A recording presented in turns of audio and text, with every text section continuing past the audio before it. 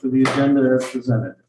I do have one agenda, upcoming, I think President's Day is going to conflict with our regular meeting time. Okay.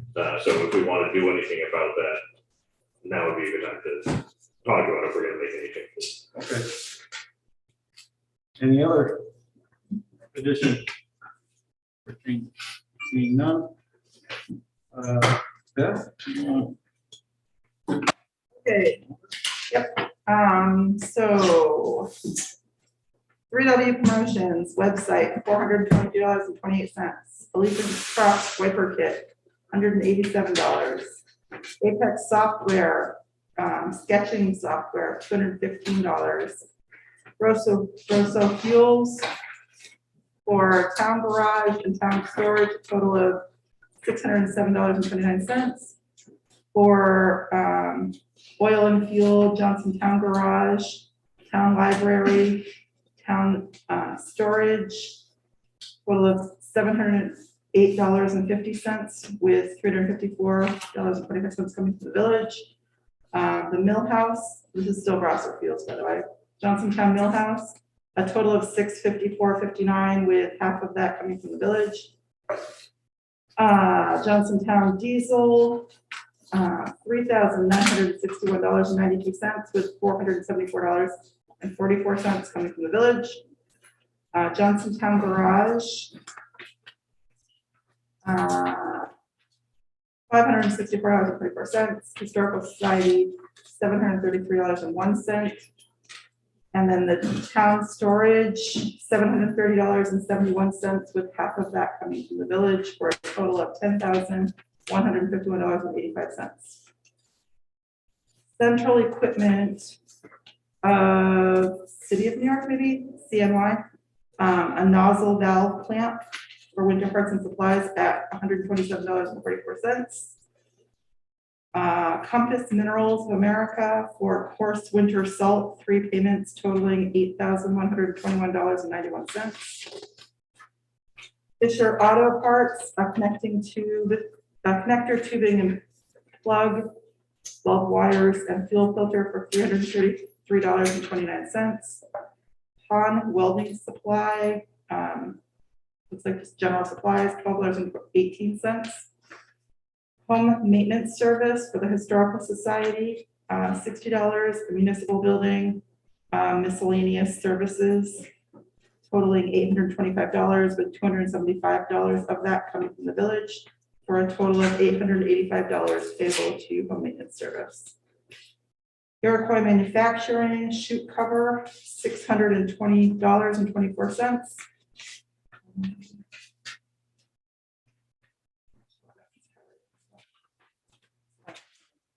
What's that? By accident. Okay. Johnson Hardware and Rental. All right, so we're online. I gotcha. Johnson Hardware and Rental hard hats for safety equipment, $671.96. Jason, you're saying it's more than hard hats there? Yeah, there's 4 hard hats and 4 retro-reflective class 3 coats on there for when we're out flagging. Thank you. Also for Johnson Hardware Rental, pump hose for $41.53. That was returned, so there's also a negative there. Tube screws, nuts and bolts for $15.75. Adjusters and adapters and pipe, $11.92. Screws, nuts and bolts, $7.64 for a total of $725.93 to Johnson Hardware. Lowell McLeod's for nuts, bolts, hardware instead of chains, $3,415.17. Sophia Berard for skate and bake at the wood-fired oven, $66.13.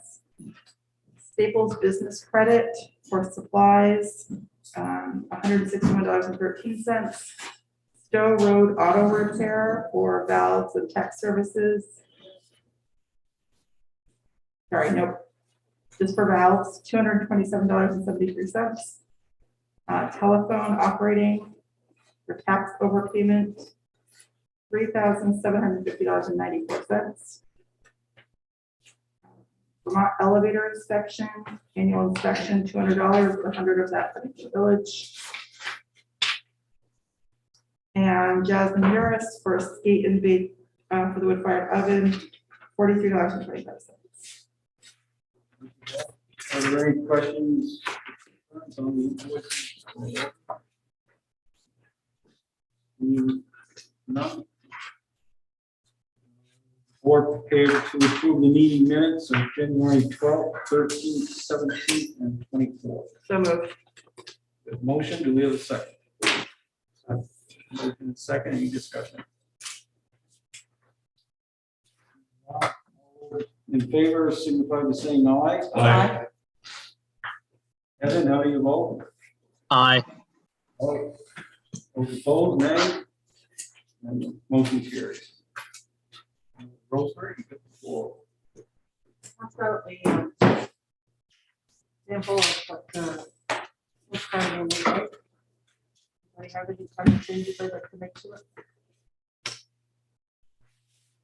Now, what color will be? Paper is, I thought, well, it's gonna be white, so it can be colored.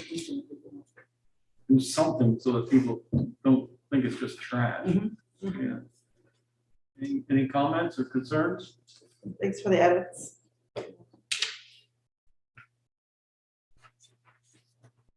Good. And we should have our ballots ready by Wednesday. The color I usually get for ballots, that was that stuff, so they was one paper, so they're around one. From human to cream. So, but just to run on white paper, just some people won't do it. And I got a shipping notice that our town reports that are being sent to the town to come tomorrow. So I'm assuming town reports will be up to everybody this week. Which is, and the estimate, they will go out until the 15th. Yeah.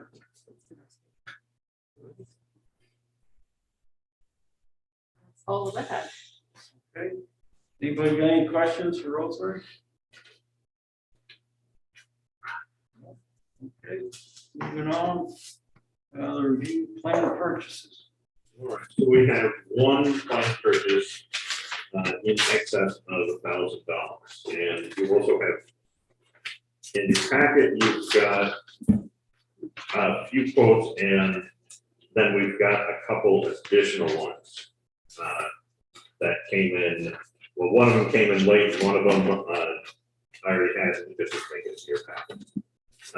There's a range of prices for the trailer. One of the kind of obvious and key differences is, kind of the weatherization and the treatment that the trailer has. Our cheapest option being trailers that are not weatherized, they're not likely to last as long as some of the others. Believe Jason has a preferred model. Yeah, the galvanized one, I gave you guys the quote last month or last meeting. That one is the cheapest still from the local Green Mountain Trailers in Morrisville. Out of all of them, except for the one that offers a e-coating and a regular paint. They're cheaper, but they said that they wouldn't hold up as good as a galvanized trailer because they offer galvanizing too. And their galvanizing was more than the Green Mountain Trailer quote. All these are galvanized. All the other quotes, there's 5 quotes, and 4 of them are galvanized trailers, and the one is galvanized and e-coating and a regular painted trailer. Your recommendation is Green Mountain Trailers at $17,515. It is the cheapest galvanized trailer with it being the better of the trailers too. And he warranties them right there as far as for the year manufacturing side of it, if anything goes wrong. Word comment? Questions?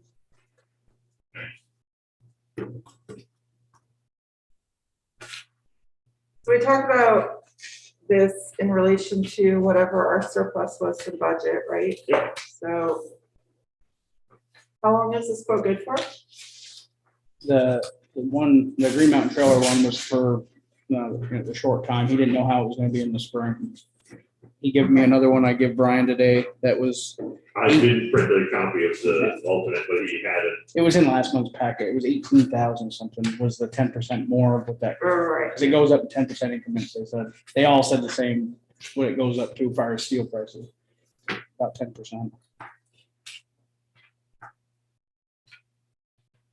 Looking for a motion. That way we could keep moving. Make a motion, we go with Green Mountain Trailers for $17,515. We have a motion to go with Green Mountain Trailers at 17,515. Do we have a second? Second. We have a motion and a second. For discussion. Evan, did you hear that? I did. Okay. You have any comments or concerns or questions? No. Okay. Anyone else? One choice. Okay, all those in favor, signify by saying aye. Aye. Those opposed? The ayes have it. Motion carries. Thank you, Jason. Thank you. Good job with the estimates. I figured you might want 2 more. I figured I'd bring 5 to the table. This way there's a good array of for you guys to see that. I'm gonna do the same thing with the grader I'm working on right now. There won't be 5, but there'll be more than 2. Awesome, thank you. Okay, I guess we're into your report, Brian. Education Committee. You guys have a good night. Yep, thanks, Jason. Thank you. All right. So our first task says here beautification committee speaking grants, and that was a mistake on my part. Is actually the beautification committee wants to start offering small scale grants to local individuals who are willing to undertake some kind of beautification project. So one of the additional handouts tonight is the grant application process that they're proposing to go along with it. But it's small, up to $200. The qualifications for the grant is that it has to be a beautification project that will have a public impact. So it's got to be something that can be seen by members of the public. If you're going to clean up your backyard, that's not likely to qualify. But if you're going to do some plantings and some cleanup on your front porch, something like that might qualify for some assistance. They would be administering the process themselves.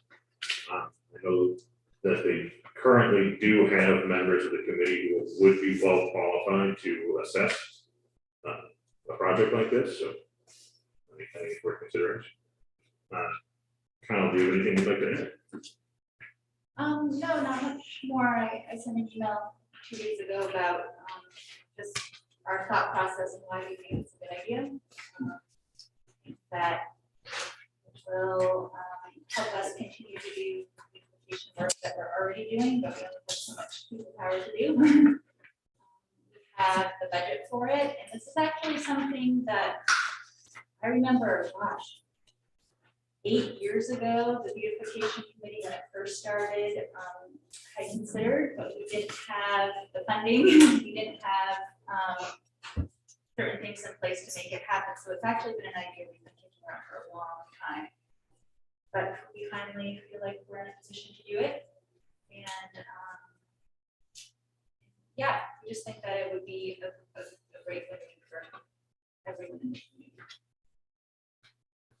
If I can, I'll point out some of the challenges we have, some of the projects that have been successful by the beautification committee, like the flowers on the Powerhouse Bridge and the Railroad Street Bridge, still require a lot of volunteers to go out and maintain them on a regular basis. That they're successful projects, but it's still a lot of volunteer labor. This is still going to be volunteer labor, but it's kind of shifting that away from how it's administered. That nobody there's no expectation that the town or anybody else is really going to provide any assistance or have any oversight on this other than, the grant agreement, the grant process itself. But then it will be entirely up to the homeowner for maintenance. And I think that's clear with this, but it also gives us beautification activities happening onto private property, which can help spread this and make it more thorough than just a couple projects that we can do on public property. Kyle, this is also being funded by your surplus to the state. Correct.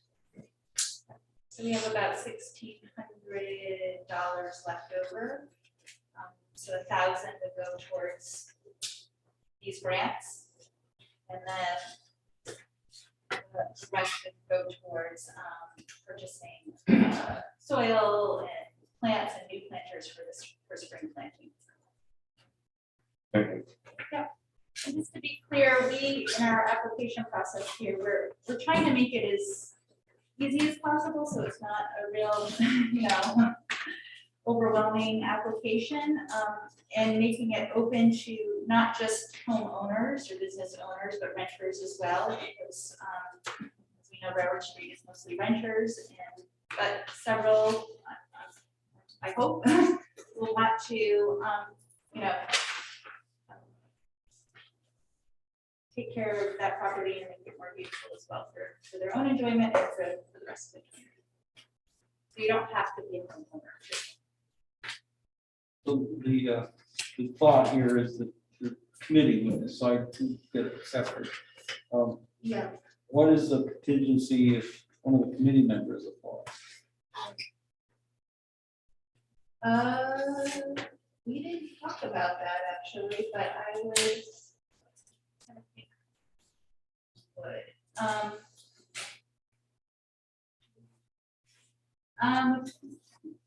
What was the answer? I think they have to definitely recuse themselves from the voting process there. But I'll take advice on if that comes up. And the one other thing after you brought up about renters, there should be some process to make sure the landlord has buy-in. Yeah, that's it. The only feedback I have is who can apply, like, specifically, like the downtown district. I don't think they technically would have a downtown district, right? So, Yeah, that's why we mentioned the street names. right.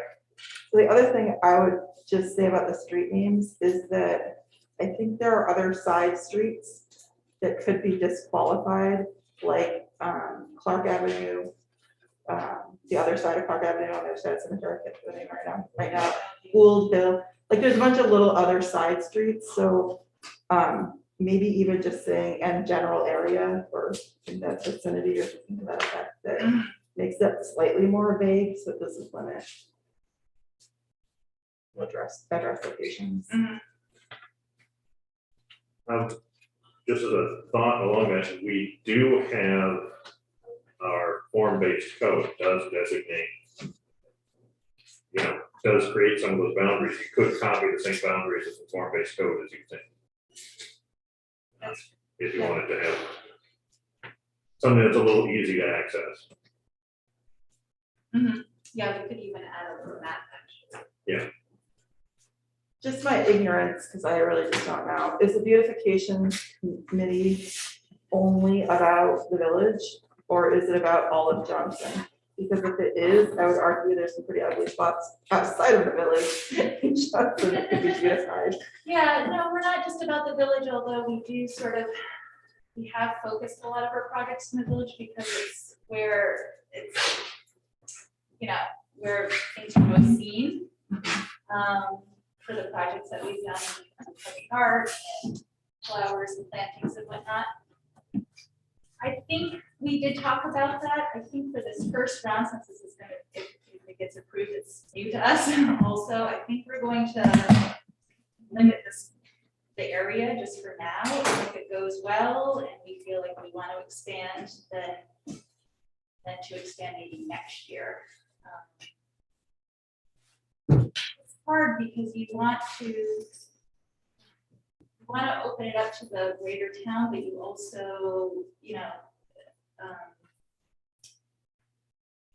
like Brian said, if you know, a lot of people live down the driveway, it's just hard to, I don't know, it just gets complicated with, just in terms of this money used and then see everybody. It's a little complicated, but we did discuss it. We just felt like the downtown area was the first start.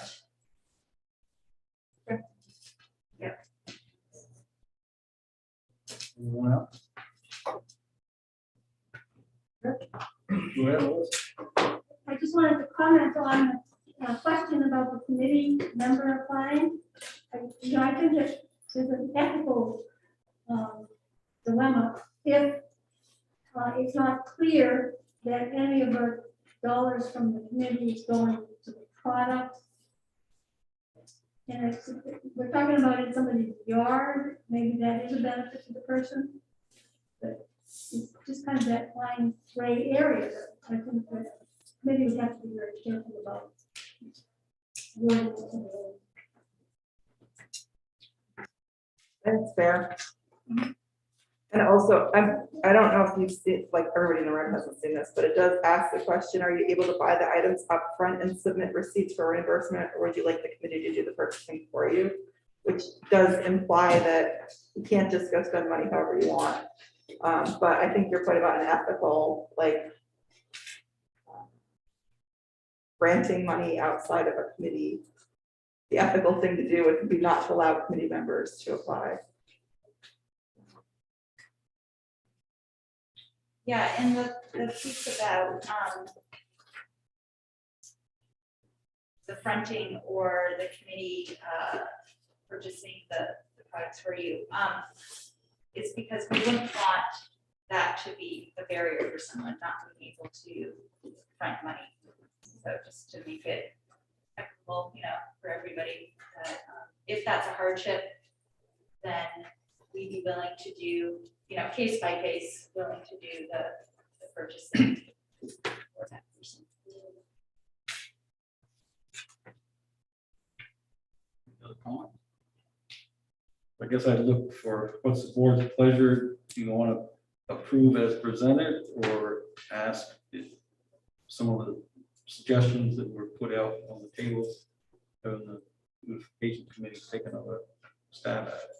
I think it should be tightened up before we go forward with it. Is that the consensus?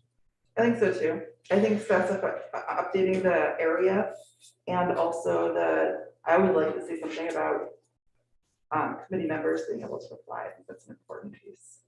Well, let's do that now, because we're looking at the timeline.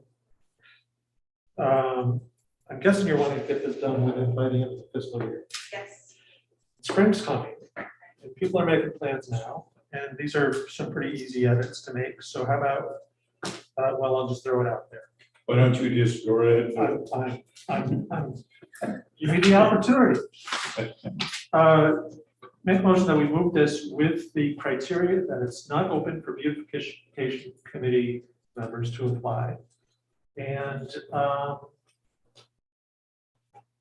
there's a criteria for visibility that the beautification committee takes into consideration: visibility, the amount of traffic that will see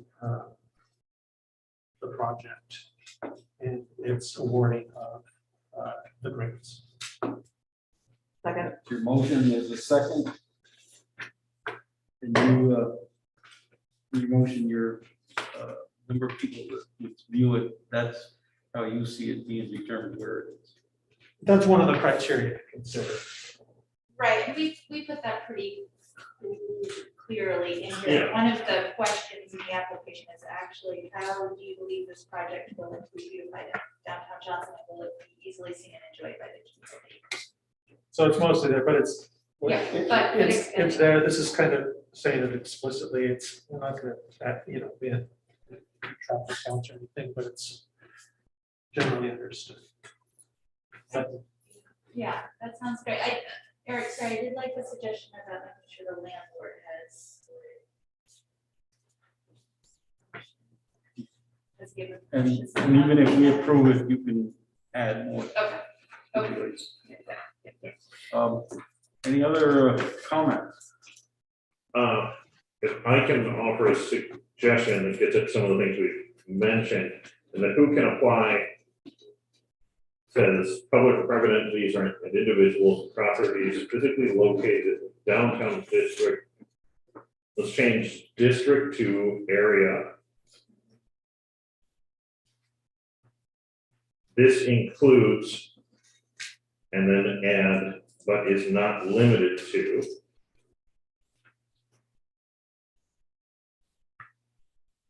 And then that list of roads. So Okay, if you're suggested a visible project on one of the side streets, you know, you can evaluate it based on its visibility criteria, but you're not limited to, you know, if your address isn't on that road. mhm. That makes sense. But it still has to be evaluated based on that visibility criteria. Are people gonna see this if we pay for it? I'll ask the motioner and second, you consider that a friendly amendment? Yes. Yes. Is that fair enough, Don, for a motion? I think Brian's thing is clear, how about the, making sure the landlord is given permission, if I specifically wording more about that, or just say that one of the. With landowner permission. I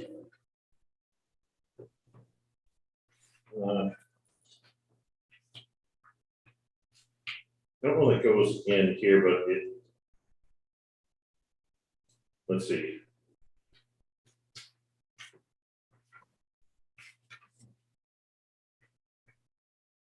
And it has a question on the grant application. You know, signature for the landowner. Which might be the individual, or might be that they have to go to the landlord to get. You know, it's like a line for approval of landowner. Okay, yeah, well, yeah. I think some of those details work out without us. Board prepared to vote? Are we in? So Go ahead. what is the reasoning that we wouldn't open this up to anybody that lives in the town of Johnson? We're taking town taxpayer money and excluding some of the town residents. And I thought we were supposed to embrace an inclusive community, so I would say that it should be town-wide. Address that. Well, like I said before, we did discuss that. And we concluded that it was very important to us that what folks do has a high visibility factor, which is easier to achieve in the village. And because this is a new thing for us to take on, it would be also easier for us to sort of administer, I guess, having it more village-based. Should it go well and we feel like we can handle more, and there's a way of wording it in such a, you know, and making it work for the greater town, then we'll definitely consider that in the future. But for this first round, we felt like downtown is what we could handle. Did you hear that, Evan? I did. That satisfy your question? I understand exposure and ease of administration, but excluding a subset of people just because it's easier doesn't seem to make sense to me, but we can vote. Anything else? I think this all comes down to visibility, doesn't it? Really. You know, if you have somebody out in the pucker brush, you may be in the town.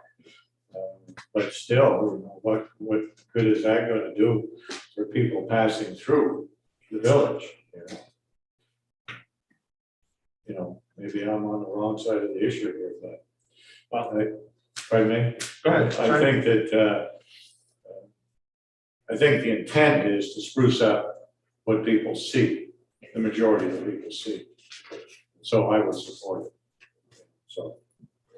That's what I'm saying. I could be on the wrong side of the issue for some, but I don't think I am for the majority. If there's no further comments, bring it to a vote. All those in favor, signify by saying aye. Aye. Those opposed? Nay. They'll do a roll call. Beth, how do you vote? Aye. Evan, how do you vote? Nay. Mike, how do you vote? Aye. Nat, how do you vote? Aye. The ayes have it, the motion passes. Thank you. Thank you. Tree board. Grant. 3-4 is also seeking grants at this time. Nolan, help me with this one. Yep, that's why I'm here. Nomi Nodai, tree board for Johnson, also a tree board member and conservation commission member. Sue Lovering asked me to give a little update on a grant we're pursuing. Pursuing this week, it's actually due Friday, so we'll be working on it soon. It's a Vermont watershed grant. The purpose of the grant is to protect, restore, and enhance lakes, ponds, rivers, and streams in the state. It's funded by half proceeds from the Vermont Fish and Wildlife Department's conservation license plate funds. With help from the Department of Environmental Conservation, Fish and Wildlife distributes the funds to local and regional water-related projects. So what we're pursuing is a grant through this watershed grant for the Arboretum property and the stream bank along the Guyon River. What we'll be looking for is actually, they have 3 tiers of grants, and this one is an on-the-ground implementation grant for which the maximum is $10,000. And what we'd like to do with it is use it to control a bunch of the knotweed invasives along the brook and the stream bank itself, and then buy a whole bunch of plantings to replant that riparian zone, try and build some flood resiliency and some nutrient capture. So that's really the update that we're going to be pursuing that. It's due Friday. We don't know exactly the price we're going to go for, but we'll probably ask for the full amount because trees are really expensive and we'll probably need some additional materials for beetle protection, et cetera. So that's the general gist of that. Okay. Right. Thank you, Lois. And there's no match in the town. No match. Great grant. Okay. Right, the most important. That's the kind of stuff we like to hear. We like it already. Right, but just to keep you in the loop. I do have one other update too, really quick, and that's that the tree board is also still working on the shade tree preservation plan. I hope you're all at least familiar with what that is and why we're pursuing it. It's still in draft form. We're working with the Forest Parks and Recreation representative, Joanne Garden, and we're really close to a final draft that we'll be sharing with you, but probably not until next month. Okay. Board's pleasure on that. Do we need to do anything other than just a consensus? I think we really need to give authorization for him to apply. So, Second. The motion is second, any discussion? So, yeah, I mean, fully supported, of course. My experience with knotweed is that it's tough. So it's going to take more than a year to keep it after that. Once you're like planting trees, getting rid of it, planting trees, what do you do? Right, the plan is herbicide application. We're gonna hire Red Star Consulting, who is the same person we used for the Journey's End project for the Conservation Commission to control the knotweed there. It involves whacking it down, letting it grow back, and then herbicide applicating all of it to really knock it back. And it actually is very effective, done professionally. So that's the hope, and then the tree board and volunteers will keep it up as we were planning to anyway. So this grant is just going to help us get some native vegetation established and try to keep up with these invasives. How many times do they have to do that? The herbicide application, at Journey's End, I think they did it twice or 3 times. Twice. Twice. The second time was minimal compared to the first time. And It's just what comes back. And the Is it same at gone? Beard Recreation Park, they did it there as well. is it gone? Yeah, Impressive. worth the money. That stuff's pretty tenacious. Cool. How competitive is this, is our application? Well, so there's $70,000 total available in the state. So hard to know who's going to apply for what, where. I think there's a pretty good chance that we'll get it just because it's right on the river. There's erosion happening there. There's invasives, there's a lot of different things coming together that meet the qualifications for the grant sort of thing. Any comments, concerns, questions? Go get it. If not, all those in favor, signify by saying aye. Aye. Those, Aye. and aye from Evan, those opposed, motion passes. Good luck. Thank you. Thank you. Fundraiser for sixth grade. All right, so the sixth grade class usually does some fundraising activities at town meeting. And we're not having an in-person town meeting this year, so they have requested being able to do some fundraising activities here at during voting. They are willing to set up outside, so we can set them up in a location where they wouldn't be impeding access to voting. If you recall, that's a requirement of any additional activities that we have at town meeting, that somebody, if they so desired, somebody should be able to go vote and leave without ever being interrupted by anything other than voting. So we do have space that we can give them in the parking lot to set up and conduct a fundraising activity. How about the lobby? The lobby Tight space. is a tight space. It might be tough to pass the, I'm not sure what their booth looks like at this time, so I can talk about that with them.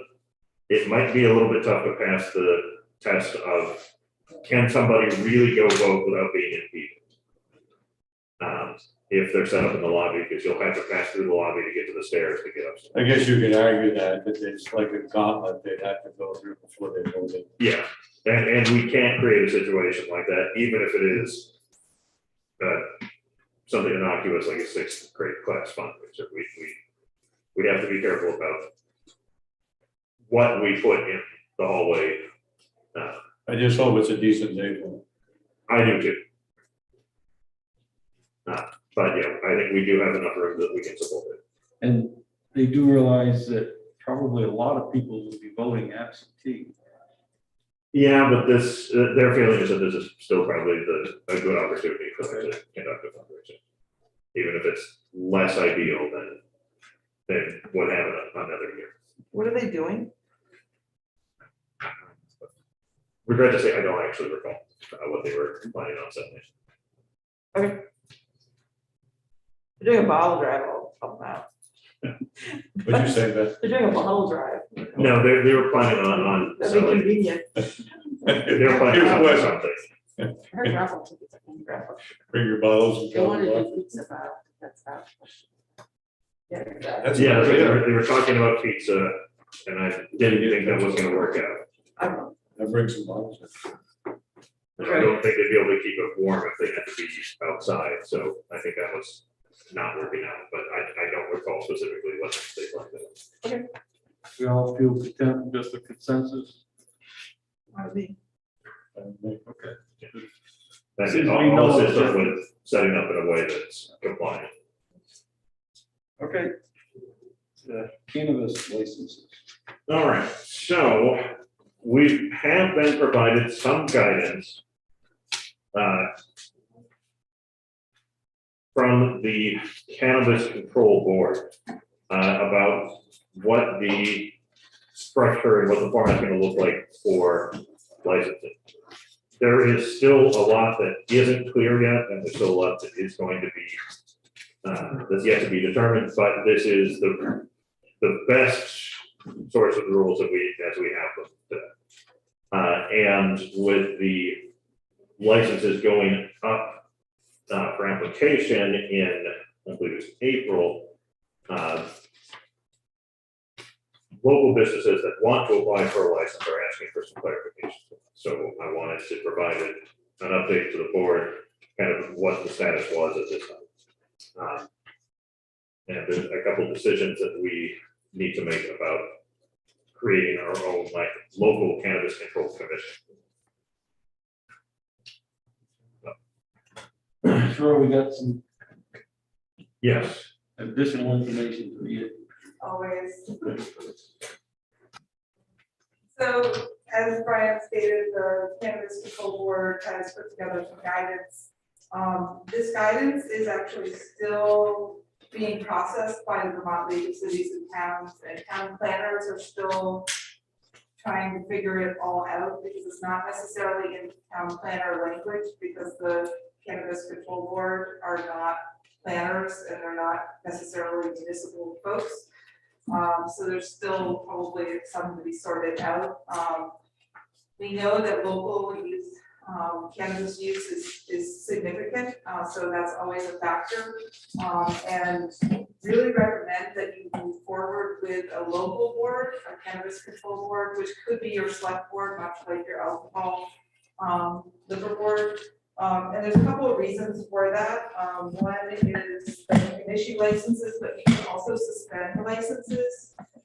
So you can create, as a cannabis control commission, you can create a list of conditions that you would suspend licenses for, such as using on site, and these are all in statute, but they shouldn't be happening. But if you have a business that is stretching rules or bending them, things like selling after hours, selling to youth. You could also put into place some ordinances, such as nuisance ordinances, so if the business happens to become a problem, then you would have a ground to stand on locally to be able to revoke that particular license. You know, other things that you might want to create is this ordinances related to public spaces and use. And, you know, the jury's still out as to whether you can put in larger buffer zones from areas where youth are, like parks. The Cannabis Control Board has put in a 500-foot buffer zone from schools, which is not very much if you kind of map that out. But, you know, there's some discussion as to whether towns could, I know we don't have zoning, but maybe for an ordinance, create, you know, extend like safe kid zones. So that's stuff that the Planning Commission is following this closely as well, and I'm sure we'll be happy to come to a future meeting and provide guidance from that. But we would recommend that towns do move forward with creating a local cannabis control board. And we have lots of resources. Wyndham County put together one. There's a Cienza best practices, and then there's also just what we've done at Health in the Loyal Valley Cannabis in our town. You would be on step 4 because the town's already voted, but it's whether to decide. But it has a lot of data, local data on the back, so I'll put those over on the table. What's the timeline for? The timeline is they want this. I've heard different things about when they'll be able to start applying, but towards April is when they want to start issuing licenses. So we notify the state if we're interested in going ahead with our own board or commission. We'll notify the state's cannabis control board if we're forming our own local cannabis control commission. The exactly what controls we have over it are pretty unclear. I think that the guidance that the Cannabis Control Board has put out really sounds like they only want the local body to enforce zoning regulations, which isn't really going to apply to us because we don't have any use-based zoning required. But Jessica's right that some of the other things are, you know, the law itself doesn't limit us in that same way. So are they within their authority to try and restrict us like that, or is it going to run counter to their statutory authority and they're going to get reined in a little bit? So there's more to be seen, but if we create a cannabis control commission, we kind of have the foot in the door to deal with any changes that come. And again, I support, I think that having the select board handle that is good because we don't really know what the authority is going to be in the future. And the select board already has some relevant experience acting as a local liquor control commission. Now, a couple of questions I got is, if we didn't opt in now, can we later, if we opt in now, can we decide to do away with the board if we opt in now as a select board as the board? Can we later, have a separate board appointed? I believe yes to all those, but the rules are not written for any of those activities. So, making any changes to this it is not written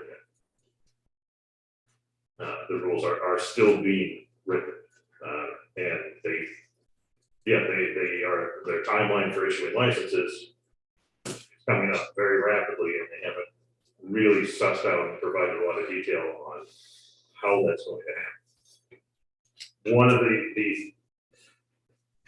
One of the clear things is that if we have a local cannabis control commission, the first part of getting a license will be to go before the local board. That the state won't issue any license. If there is a local board, the state won't issue any licenses until the local board or the local commission reviews it and approves it. The thing is that I've read through this, from what the state board put out.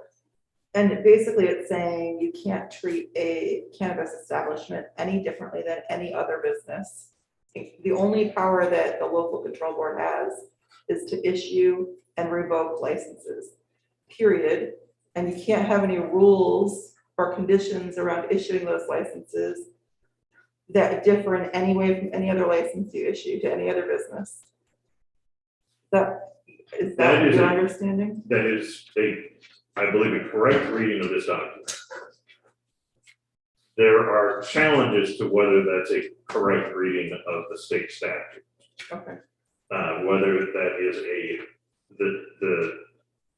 the Cannabis Control Board is overseeing and implementing the state statute, and are they doing it completely correctly or not is unclear. Okay. But what the state control board is telling us right now is that the only thing we can enforce is local zoning. Right. And if we did have ordinance in places, we would have in place, it would have to be an ordinance that applied to any type of business, not specifically a cannabis business. Yes. So can I add some clarification here? It does say the conditions of local control commissions can place on a licensee are limited to compliance with zoning bylaws and compliance with ordinances regulating signs of public nuisance under 24 RSA 2291, as explained further in subsection B of this section 4. Placing additional conditions on a local license or suspending or revoking licenses for any reason other than the allowable conditions is a violation of state law. So yeah, you could have some ordinances, but like a nuisance ordinance would potentially be for any business. Adult industry within certain spaces related to parks or, would be related to any adult industry business. So there are some ways that you could look at that. So, but planners are still debating this, what this actually means around the state. Okay. But that's a good point about the adult industry. That's very different than the cannabis industry. Right, but it's cannabis, these are cannabis retailers are 21 plus stores. They're not, you're not just gonna add that to Sterling Market as a product. They're gonna be adult stores, so they would fit into an adult industry. And I think Weathersfield, Vermont, as an example of that, that they had like a smoke shop, and they used the adult industry and moved it away from their schools. So, sorry for my ignorance, does that fall into the same category that any liquor store would fall into? A liquor store is 21 plus as well, so so you would could potentially have things that are already grandfathered in. Like, you're not gonna make Sterling Market move, but you have the rules, you can't create ordinances that would ban the industry fully from your community if your town has voted to opt in. So you have to make it so stringent that they had no place to go. Thank you. It's completely asinine that the state is forcing towns to make a decision on this stuff before they've written the rules. But they are. So, and I know that, so part of my job at the university is to be a liaison to emergency services and the law enforcement with certain things. I would feel a lot better at least having in place a local step so that there's someone local in the community to talk to if there's a business that we learn is who has authority to do what and under what circumstances is gonna get hashed out. All the there'll be court cases, there'll be the whole thing. It'll take a couple of years, it'll all get hashed out eventually. But at least knowing that it's in place and that there is a local licensing authority, I think it's better to start from that place. That, you know, as a, at least as a beachhead, and then see how it goes. You know, it may end up being that it makes more sense to step back. But I really would like to see the town establish a local control.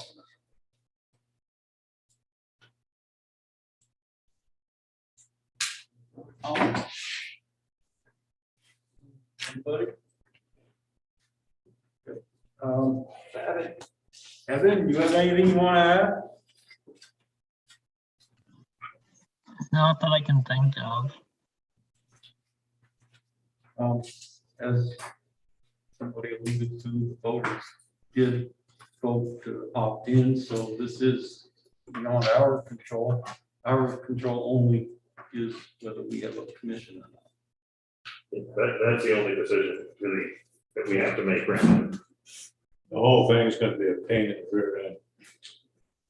And I don't think that we're gonna get a fair share of the revenue generated by it. Or any of it. None. Yeah, we need to complain about that, everybody. $100. Fine.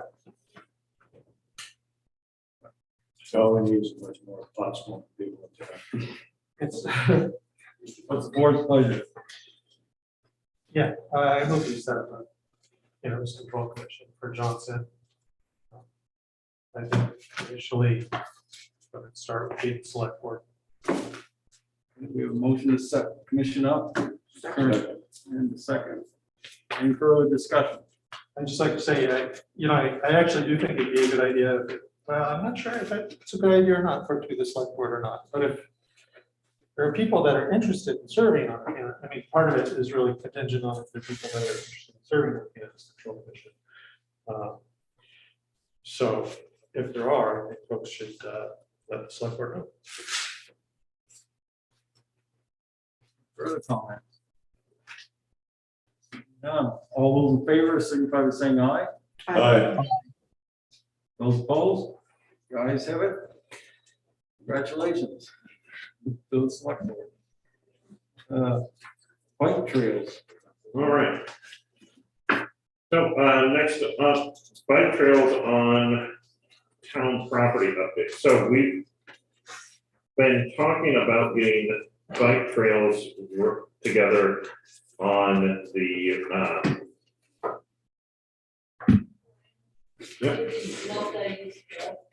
thank you, multi-use trails, and I think I corrected that in the statement, but not on the heading. But yeah, multi-use trails on the old town property. You know, there's quite a few acres up there. There are some trails that the snowmobile club currently uses. We could expand the trails that are already there out to fit multiple uses. Could be a good recreation hub, as identified in a couple planning documents that we've had over the years. We had made some progress on that recently, and it kind of petered out a little bit. There was a lot of discussion about what we might need to do for Act 250. We've got some folks that are interested and are working on it again, and they've reached that step again, and we are confident that we will need an Act 250 amendment because the land is already under Act 250 jurisdiction. So we want to continue along those lines and make the application process. This is one step along. There'll be a plan to be adopted in the future, but yeah, and the next step along this is we think is Act 250. And have you run this through the trustees yet? we've asked to be on there as well. Okay.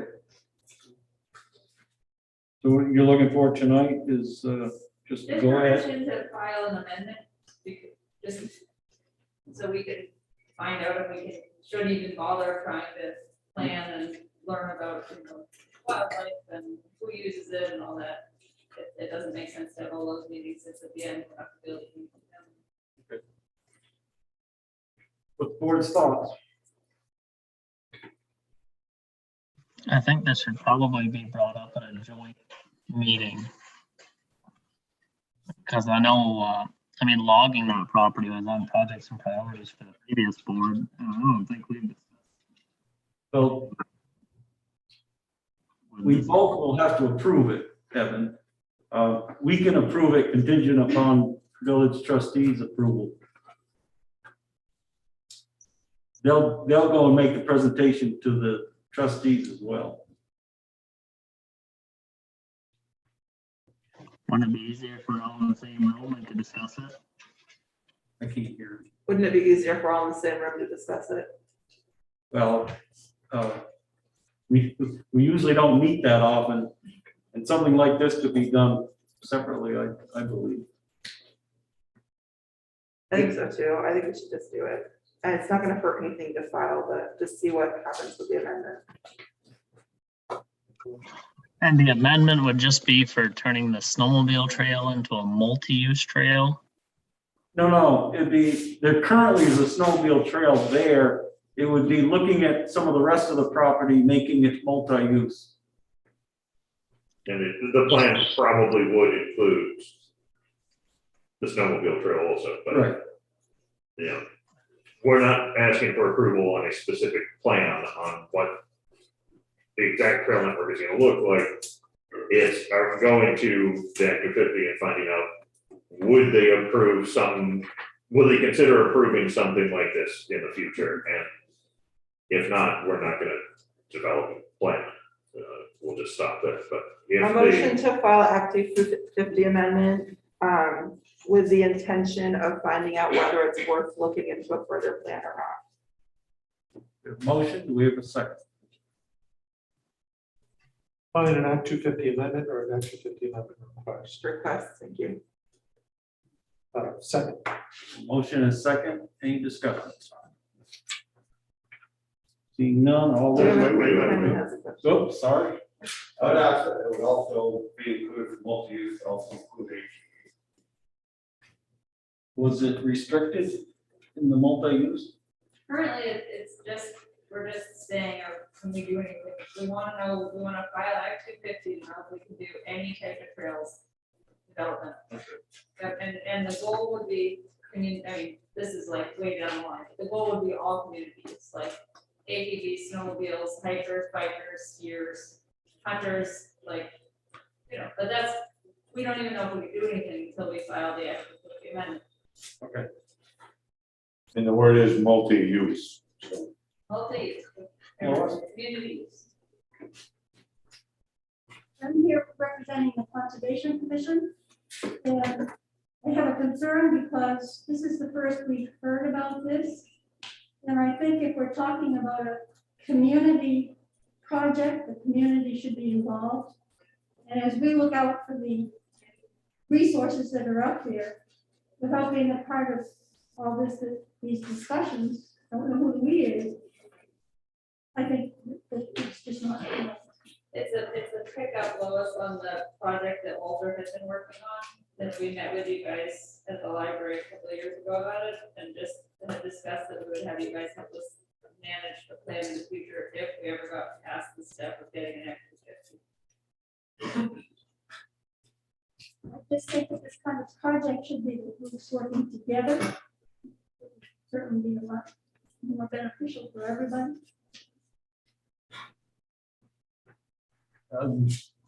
I'm sensing that the intent was everyone will, but they're just trying to find out if there's any sense that you can even meet and talk about it. But who's the we? Who's already meeting? There was a meeting that's going on. Somebody from the Conservation Commission could sit in on it perhaps. Well, currently, it's just a proposal brought by our rec coordinator. And, So it's not a committee. right. No, it's not a committee. It is Lisa like, and Brian, say it. is the we, Lisa and Brian? I've been involved in some of the conversations. Lisa has. I think Walter met with you a time or two. We've met one time and it was posted publicly Yeah. that we were meeting and there were like 4 people came together and said, Walter, could you fill us in on what happened?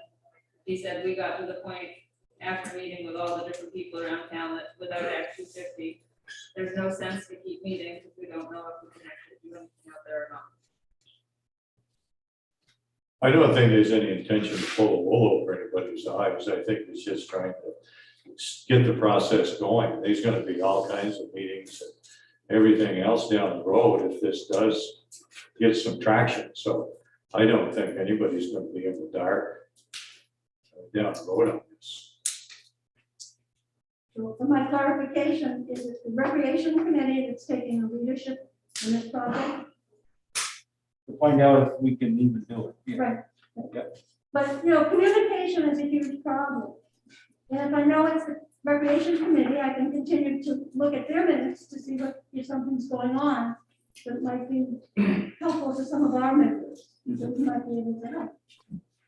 I'm gonna reiterate this. I don't think anything sinister is going on at all. I don't. I think that somebody's trying to look into something and see if anything can go any further. And if it can, it'll be dropped. Mike, I don't think it's sinister.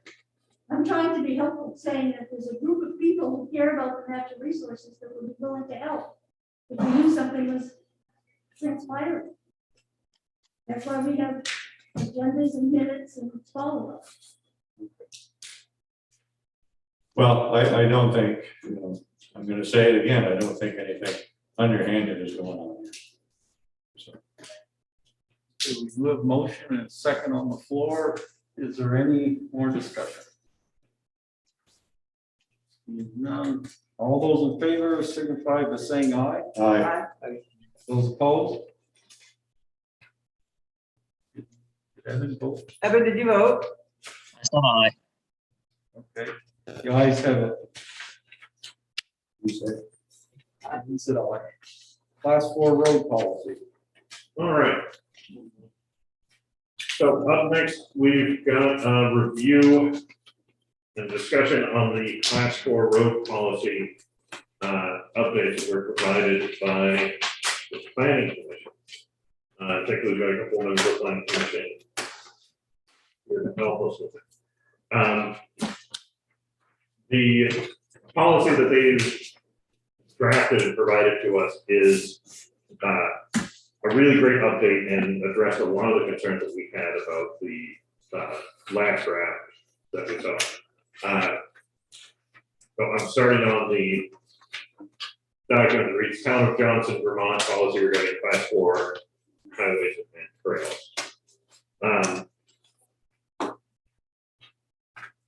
So I want to kind of run through this policy. The general assumption of this policy is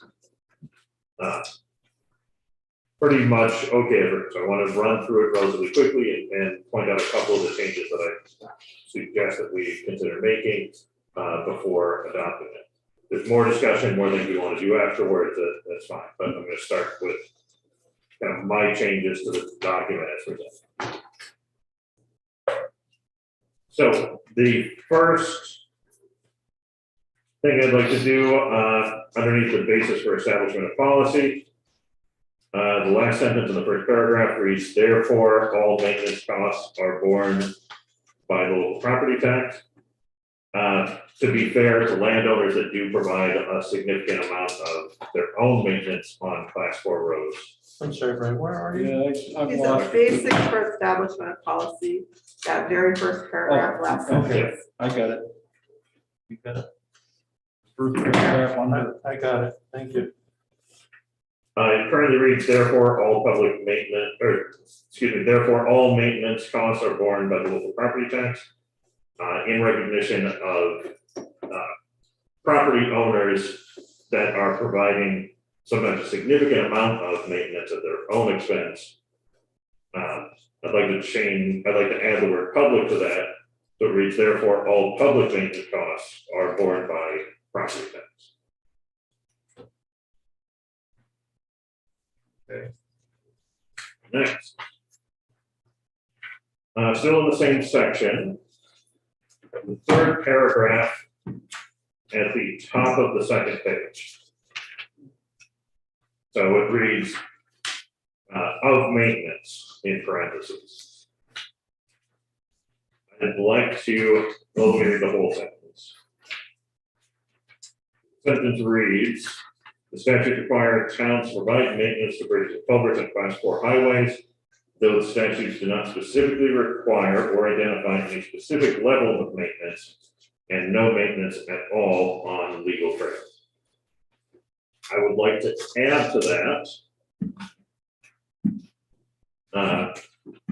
after the of maintenance, close parentheses, I'd like to add and to repair gully erosion on hydrologically connected road segments, comma.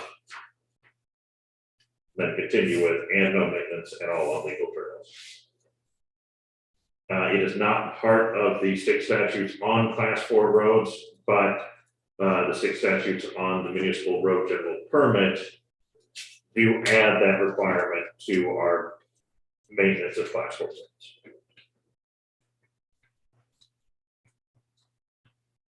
All right.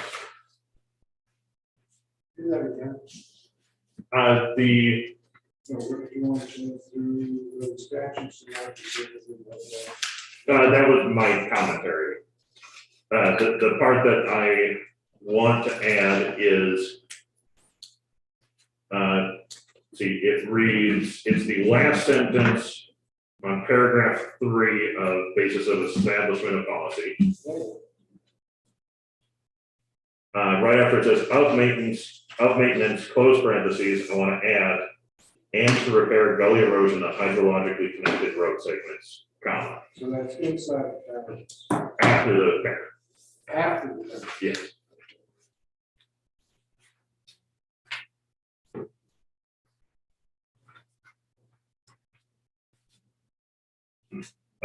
Then the next change I have is, and next page, item 3, town policy.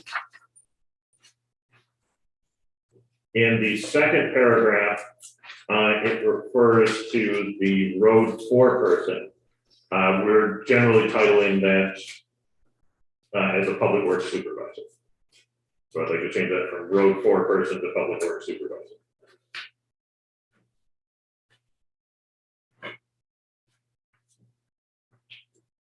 And those are the extent of the definite changes I want to make. I've got a couple things to talk through, but those are the specific changes that I want to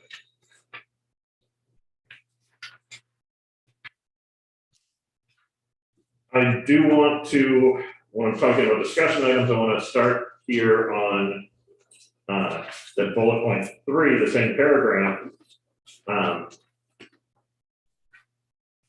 Bullet point 3, hold on, town policy? Yeah. Same paragraph that I made the change to. That's the one of the far right terms. The foreperson change. Yeah, but it's a whole package, it's got a bunch of stuff in it. Yeah. Where's bullet point 3? Right. On the 3rd page. On the 3rd page, it says 3 town policy. Oh, okay.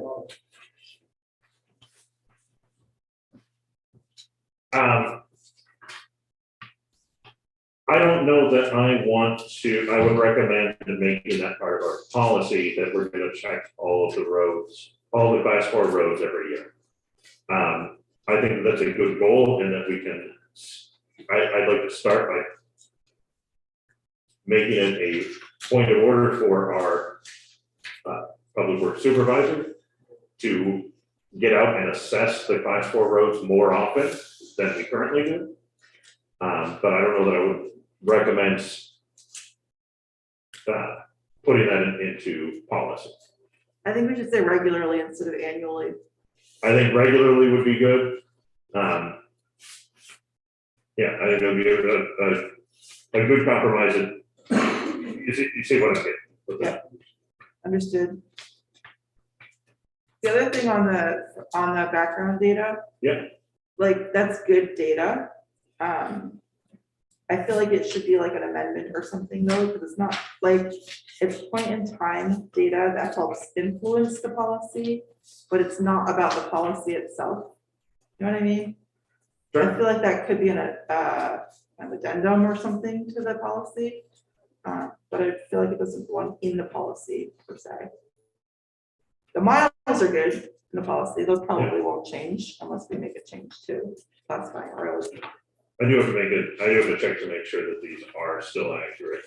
Actually, I know they're not accurate because we have at the very least changed mine. So maybe that whole background data section should just be. They can just come out and they can be. It should be referenced, because anytime we look at the policy, like, we should be able to reference back what was used the last time the policy was maintained. Okay. But not, you get my point. Yeah. All right. Let's see, the next section, I want to bring it up. Under item 4, maintenance by the town. Section B2. So it's on the next page. It starts with snow plowing. So it's starts with the 2, then snow plowing, snow removal by any usual means. Has everybody found the paragraph? On that paragraph, I think that's all pretty reasonable. I will note that it differs from the model policy by VLCT, which does, in the model policy, it does require a permit to be obtained in order to plow snow on Class 4 roads. I don't think there's any problem with us not obtaining a permit, with the exception that this designates any damage done to the road, bridges, culverts, etc., is the responsibility of the snowplow operator. If we don't issue a permit, how do we know who the snowplow operator is?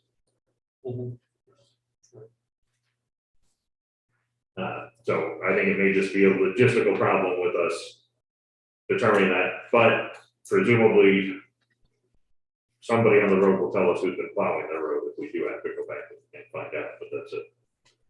We got into a little bit of a problem when we were trying to decide on issuing permits or not. Who was plowing, and other different people were plowing the same road at different times. Yeah, and I think that's why the planning commission recommended this language where we're just hands off.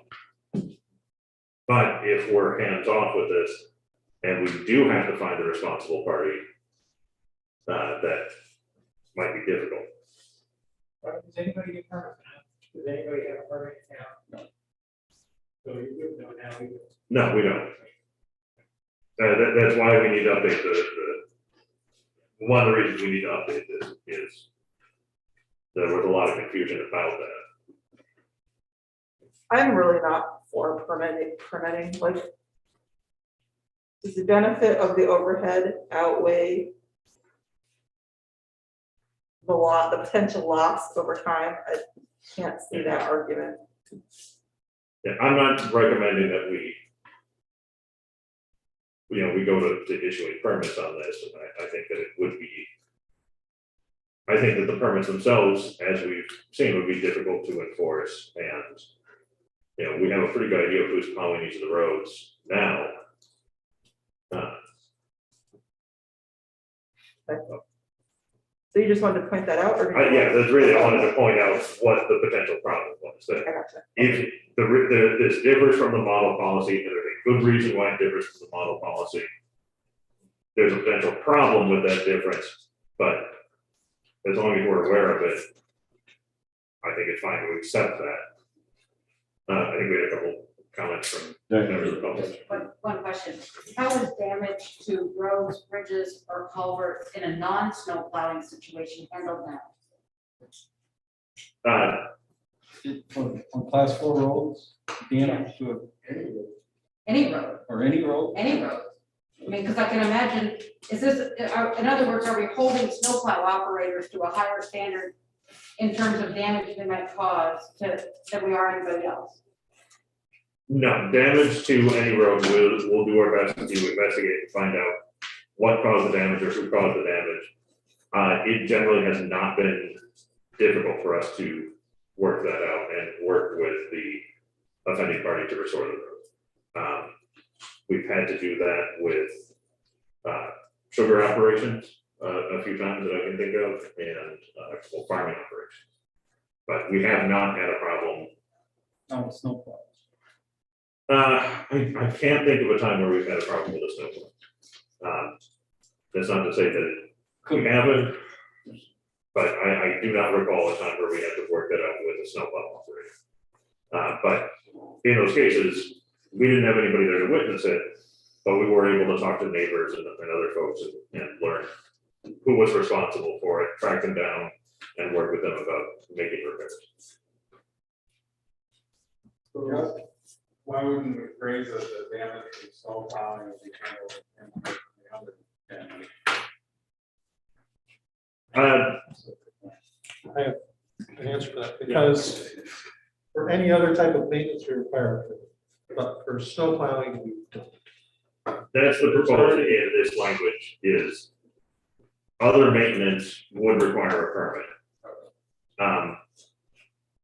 Damage by, I'm thinking of a sugaring operation in particular, they were using the road and they continued to drive on it at a time where the road really was too loose and they shouldn't have been on the road at that time. Yeah. So we're I think you remember that. we're trying to make it easier for homeowners to plow the road without having to go get a permit. Right. But we still need to, because we don't require it. Well, even if we did require it, we would, but yes. Nobody did when we did require it. Okay. But we're stipulating that just because you don't need a permit, you still need to be responsible for the work you're doing. Sure. It's true of everyone that lives on class 4 road. Yes, except for other types of maintenance, they need to get it.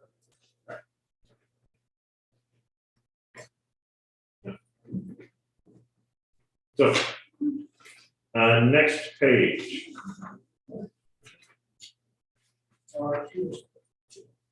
Point out that even though you're required for maintenance for people out there. That's animal. If you have an ordinance to get a permit, you're not enforcing the land ordinance. No, Not permits at all. to the best of my knowledge, anybody working on a road, they've been avoiding getting permits. It's the snow plows, we stopped trying to enforce permits.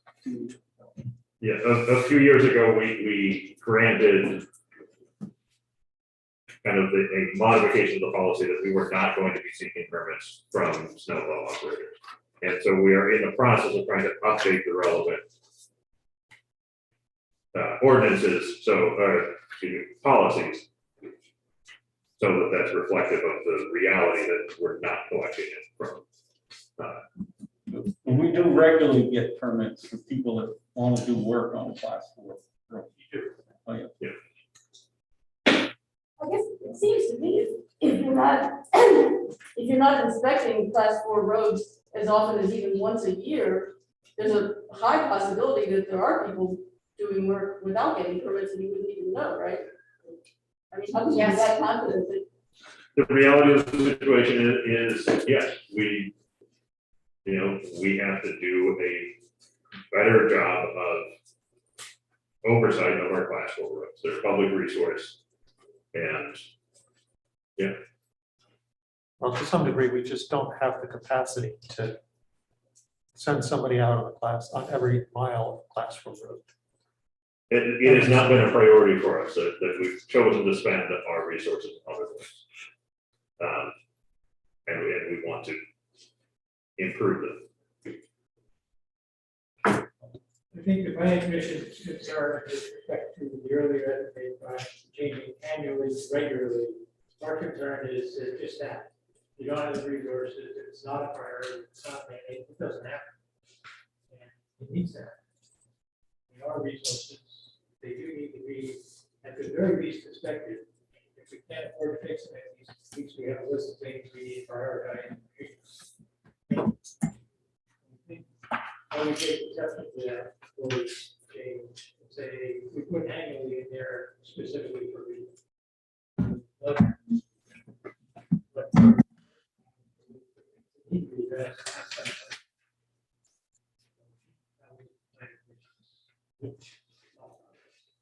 The other side of the annual thing is that this hydrologically connected status changes all the time. We got a report from LCPC, well, this year it can die, but next year it's not fine. So there's a group, that's another reason for the annual review last year.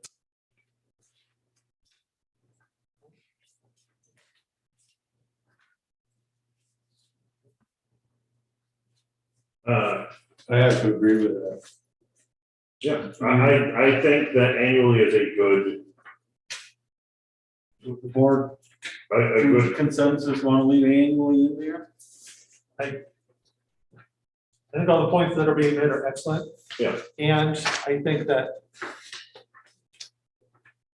I would want to know how many hours it's going to take to do that every single summer.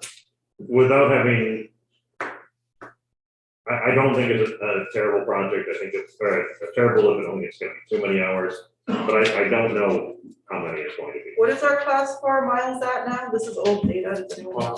31. Well, that's what it says here. Well, that hasn't changed. It hasn't changed. Okay. It actually should have gone up a little bit with Vine Road, was changed to a class 4.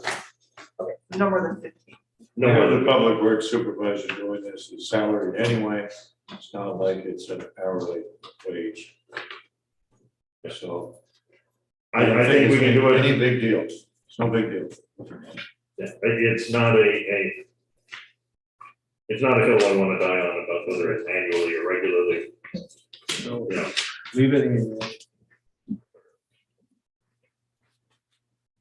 Let's see, I pointed out, comment there, I want to point out comment, section number 9, disputed right-of-way situation. Planning Commission took our feedback on this, and it was, this is a good improvement from the original proposal. But I don't know that this is necessary in the policy. The standard for defining the right of way is that the town's right of way exists from the center of the road. But we gave them feedback, so now we're saying to take the feedback out that we gave them. So the feedback we gave them, we being another board, was to take it out. And they came back with a compromise. So feedback was, we had originally listed it was a dispute. Now it's not a reason, such a. And he picked that back and said, now, assumption is the town's maps are correct. Some citizen. So our compromise was. I think it's a good compromise. I just, I don't know that it's necessary, but this, if we're going It's to not necessary enumerate the to power. dispute. So, Like- well, in other state statutes, our right of way is defined. And we have our right of way. It is defined as being from the center of the road. Yeah, but the dispute is, where is the center of the road? For instance, my road, there was a dispute of where is the road? Not how wide, we know how wide it is from the center, but where is the center? Was the dispute. The center can change over time. Yeah, the center can change, but. Sorry. I think from the previous conversation that we had, not holding a strong position on this personally, but from the previous conversation we had, the answer was, I think, if I can, I hate to bring Doug's name in it because he can't represent himself, but I think Doug's point was, maybe the point you're making is, it's defined in state statute already. So if we change the language in our policy or our ordinance, then we're establishing a different standard than that, which is already in state statute, and that we might not want to do that. I think that was the reason. Yes, and this is pretty close to, this defines a process. I don't think this is really giving up anything. I think that it does define a process for how we would handle a dispute with a landowner. I don't think we're giving up anything with this, but I don't think that it's necessary. Because the powers that we're asserting here are already granted to us by other sections. But as a method for dealing with a dispute, this is a fine. You know, Does the statute talk about the method for dealing with the dispute? it does not. So I think for that reason, we should keep this here. Okay. Yeah, I don't see any big deal keeping it in here. I don't see it's gonna cause a problem with any state statute. State statute doesn't even address it, for crying out loud. What's the big deal? It doesn't, the state statute addresses our right of way, but it does not address how to handle a dispute. Right. And this is a perfectly reasonable way to handle a dispute.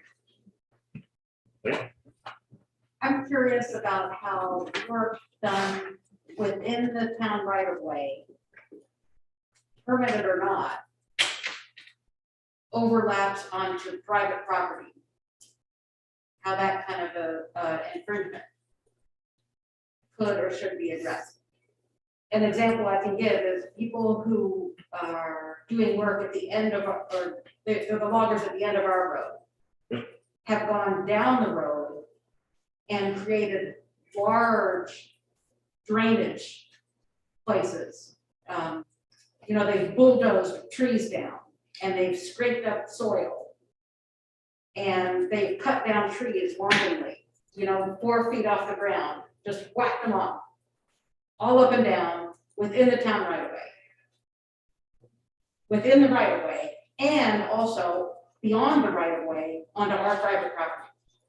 It seems like that kind of misuse of the town right of way, leaving it in bad repair, maybe needs to be addressed either under section 6 or 9. One or the other. And just as a landowner, I'd be curious about when their work on a public right of way extends into damage to my property. Any permit that somebody obtains for work in the right of way does not infer any ability to work on your private property. It only grants them the power to work inside our right of way. So they would, you know, you would have to pursue that with them, but you would be within your rights. I don't know exactly what you would do, but you would be within your rights to work against them and to pursue remedy directly against them if they're encroaching on your private property outside of the right of way. Our permits do not cover anything outside the right of way. And if you believe that they're violating the permits, if they're impacting stormwater, if they're impacting the flow of water, it's kind of the standard that we have for what you should be doing with what you should be doing within the right of way should not impact the flow of stormwater or water off the ground. That it should. It might temporarily, but you should be restoring it to its prior condition at the very least. And if you believe that they're in violation, we'd like to know about it. Maybe that should be added to the every once a year thing that the public works foreman does. Maybe something could be added about the appropriate recourse for, you know, property owners. Yeah. Like if you're aware of damage, because I mean, I won't waste all your time here tonight, but I could just go on and on about the 22 years worth of damage just on my road. And the town doesn't care.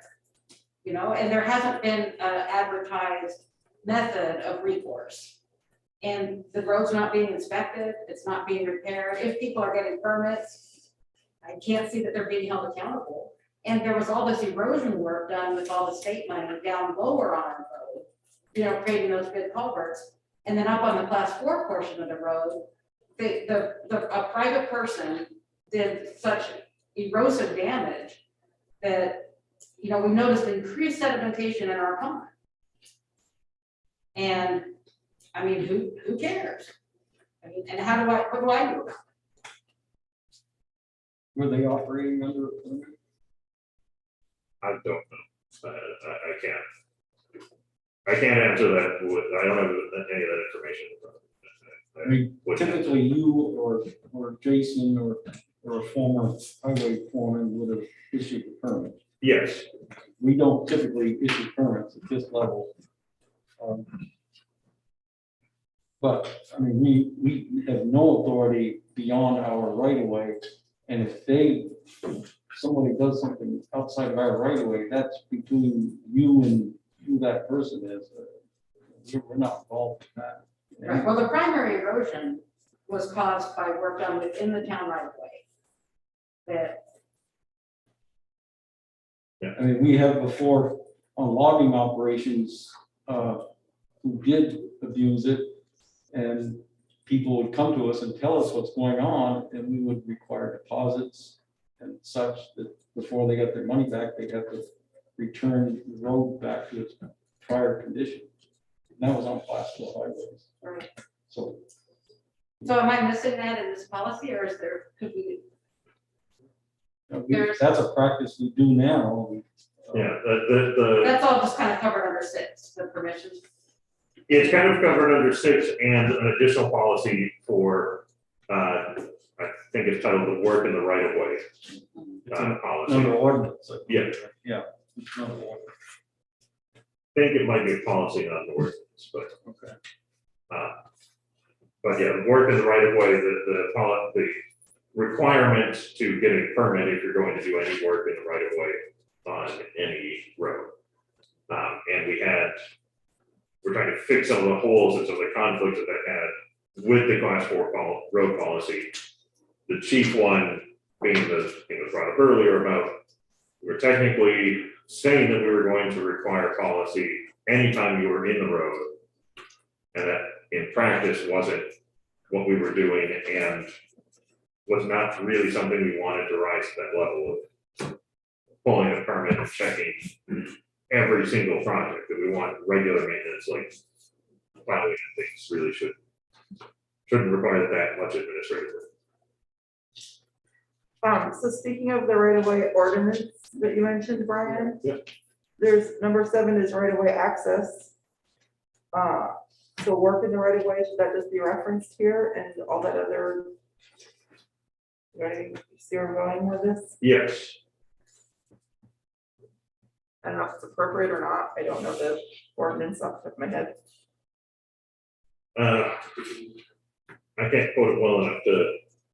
But my point just being like, should we just reference it here and not Yeah. have additional text? I think that's probably a good idea. Now, there's a fee for a road permit, right? There is. So that fee should cover the road foreman issuing the permit. And inspecting it after. Afterwards, because when I came the first permit to work on Cotton Hall, guys, Brian Kraus, Public Works. He went up with us before we did it first, told us what we should and shouldn't do. And he also went back up after the work was complete. That's a common practice because any permit you get anywhere, for state, anything, town, usually should be. So that's a good policy. That is Our our paying for it. yeah, and that is our practice for all the permits. Didn't happen with you. They flew with them and he signed paper, never went and looked. Yeah. Reported to Eric on that. We're making some fixes to that.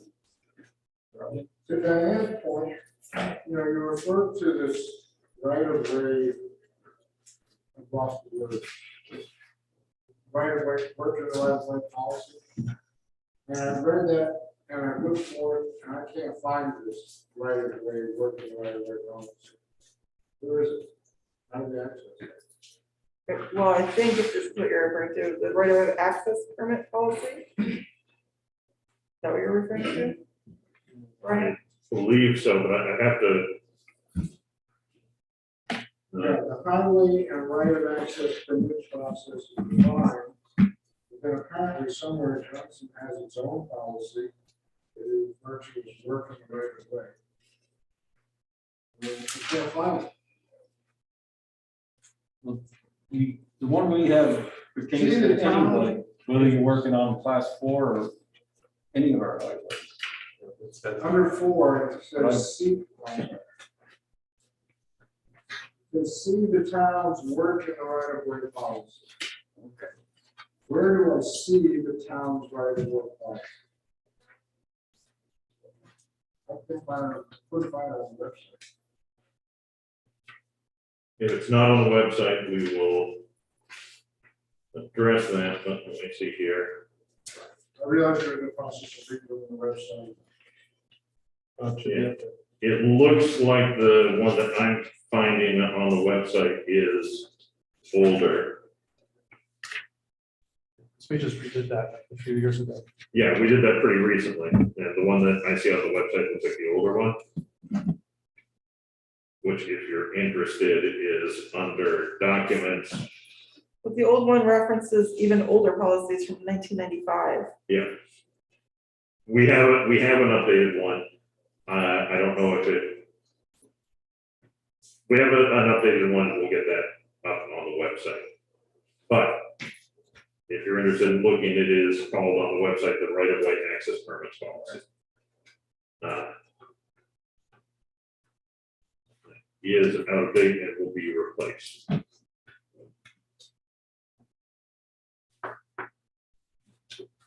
sort of have a feeling that when you did the updated work of the right of way policy, you ended up deciding that it would cover class 4 roads, that would be covered in the class 4 road policy. I could be wrong about that, but I think it's worthwhile for us to pull that policy again and look at the section to see, to make sure that they're compatible.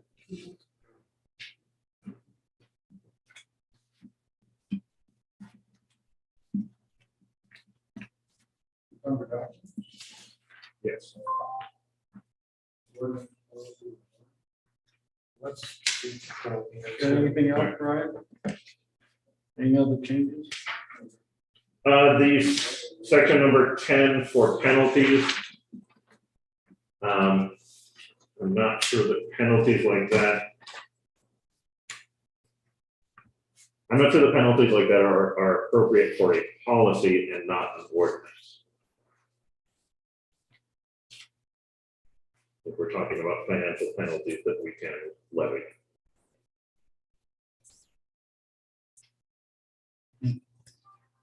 It's probably right, because we need to have an ordinance. We're gonna issue a fine or any penalties.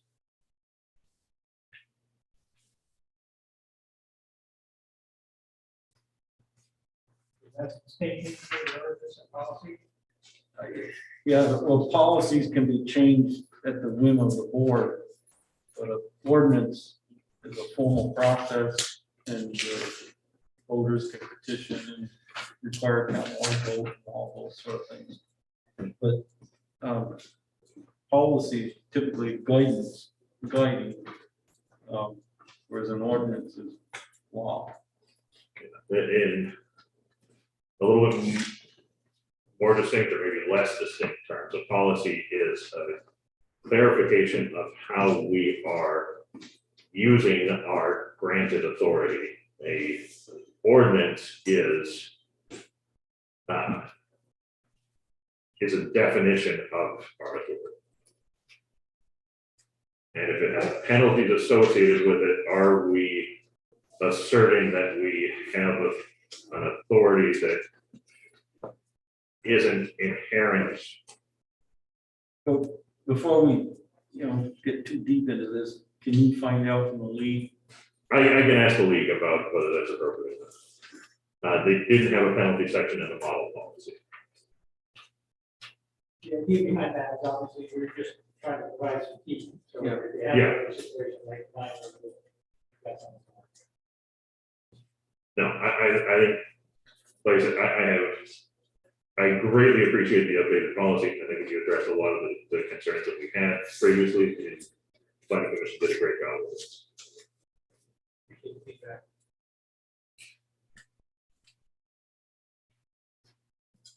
Is that it? That's it. May I add one more? There's a factual error here, where it says according to state statute, you can't just maintain the culverts and drainages. And I'm trying to see where it is now, so I can direct you to it, and I can't find it myself.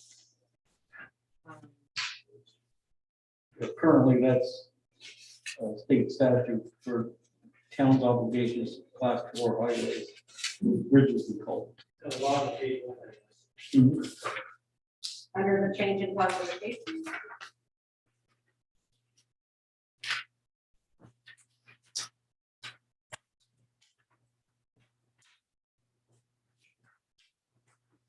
Oh, yeah, statutes require towns to provide maintenance to bridges and culverts on class 4 roads. The last line on that thing. The statutes don't require towns to provide maintenance for bridges and culverts. All that they say is the thing that's quoted later on in this document about it's like the town can decide. And that's from the Vermont League of Cities and Towns. They're the ones who said it's a common rural myth that the state statute interpretation is to provide maintenance on bridges and culverts only. And it's not true. You can set that as your policy at the town level, but the state statute is that you, as a town, must maintain them to the degree that you see necessary. And then it's up to you to decide what's necessary. But the Vermont League of Cities and Towns lawyer says that it's a common rural myth about this bridges and culverts clause. That's why I always understood it, but if you want to check with them on that too. We can, it might come from Diane pointed out it's maintained to our standard. If you recall, the state requires us to pass a road and bridge standard. So that might be where they get us, is that the state has to approve our road and bridge standards in order for us to receive state funds for maintaining them to that standard. And that might be a requirement they make us put in our standards document in order to receive state funds. But you don't get state funds for class 4 roads. Yeah. So I mean, you guys are free to make that your rules if you like, but I'm just saying that the state statute requires that guidance is false. Follow up Yeah, on it? I think that where Mary's digging into. Doug Moore gave us that court case where it's lands that we can establish that state if it's not in point. You can set it for sure. There's a court case. But a legal precedent is different than a state statute. Yes. We may need some guidance there. Yeah. So that's, you're presenting it. There's a few things that we've got questions on. Yeah. Is there anything further the board would like to do with this? I have one question, which is on point 5 on control and protection. And that is, do we have established speed limits for all class 4 roads? Currently? No. Okay.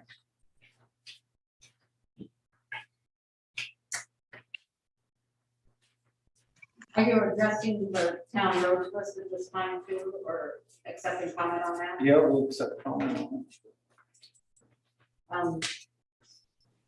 I can't speak to all the roads on here. I don't have experience with them, but Prospect Rock Road changed to legal trail at last right away, discontinued portion on state property. Does not make sense in any way whatsoever. think we changed it. You know, I just have so many questions here. I mean, last driveway on the entire road is the end of the road. Last driveway at the end of the class 3 road, if you were to end it there, there's no place for people to park. You know, and discontinue a portion on state property doesn't make sense because it's a staggered thing and our property is on one side of the road, state property is on the other side of the road. You know, so does it start, is it gonna be discontinued when it meets the state on one side of the road or when it's on the state on both sides of the road? You know, that just doesn't make sense. The whole Prospect Rock designation change, especially when you look back historically, that road used to be a class 3 road all the way to the end. And I understand that to have it revert back to being a class 3 road, the homeowner is on and has to petition. But it just to me is a scary indicator of once you stop maintaining it, once you degrade it in terms of designation, there's no going back. And if it's already gone from a class 3 to a class 4, and now you're saying move it from a class 4 to a trail, it's just, it's not reasonable for the amount of usage that road gets. And to have a one-size-fits-all solution, that's gonna change to a legal trail, same as Lamb Road. Lamb Road is a driveway, glorified driveway. Okay, I just interject, I think the word, I don't think this is part of this is our part of it. We submitted a list of data forms. Our recommendation was the proper doc for tax department. Up to your driveway. So this list is included not the. Well, that's reassuring. That is so reassuring because I couldn't believe that. I apologize. Yeah, this is evidently not the most current list. And this is only recommendations. Right, Yeah. right. There's a. But I think it's, generally speaking, I would support a movement toward upgrading to class 3 whenever possible versus downgrading to trail. Both are money-saving things, but they accomplish different goals. If you upgrade to class 3, you get money from the state now. If you downgrade to a trail, you don't, and you also don't have any responsibility. But right now, you're not taking responsibility for the class 4 roads anyway. So why not upgrade them a little bit and get money from the state and make it usable? Charlie? So in our latest, which is not presented tonight, our latest proposal was to keep Prospect Road as a class 4 because it's a great tourist attraction. And to improve, there's a section of Prospect Rock Road, I believe it ends in Blue Driveway, the neighbor's driveway. That's a mud pit for a couple of weeks every year. And we walked that road and talked to the neighbors. And concluded that that section probably should be upgraded to class 3 of the town. So yeah, we want to, our recommendation is to return to class 3 if the board wants to spend money. They could use the ARPA money to upgrade that section. When we did the power line, I gave to the board, I think back in September, October, whatever it was. Yes. I think it's- Please. Yeah, please go ahead. How many other changes off the top of your head is there from this? There's probably quite a few. Okay. Yeah, there's 4 roads that we looked at. We will look it down, we could previous comment for this. It's not, because we will it down to only practical roads, agricultural segments, and dealing specifically with one of those segments.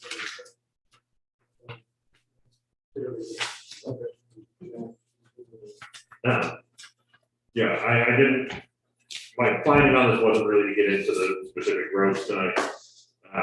My only comment on the roads is LCPC did receive some additional funding as a follow-up for the road erosion inventory they did to make some improvements to the class 4 roads that were part of that report, based on our request that we wanted them to do more site inspections on class 4 roads. they got some additional funding to do that, so I'll be going out in the spring with Rob Moore, and we've asked the former foreman, Steve Smith. Steve Smith, thank you. Based on some of his historic knowledge to attempt this. And we'd be happy to take planning commission or let anybody else know who we know this neighbor interested when we're out on that road, we can inform that as well. I don't know that we're specifically going to do Prospect Rock, I know our focus is going to be on the road instead. They had difficulty. They had questions about, some of the historic roads that they, LCPC's inspectors couldn't always find the road, so those are our targets. All right. Mike, Anything further on Plattsburgh Highway? Questions, discussions? Evan, you got anything? Are you awake? I'm still here.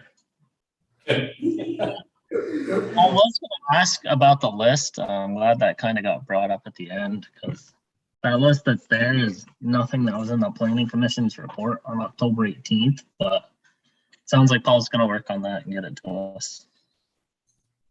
yeah, no, that's entirely my fault. I must have pulled that from an earlier exchange that we had.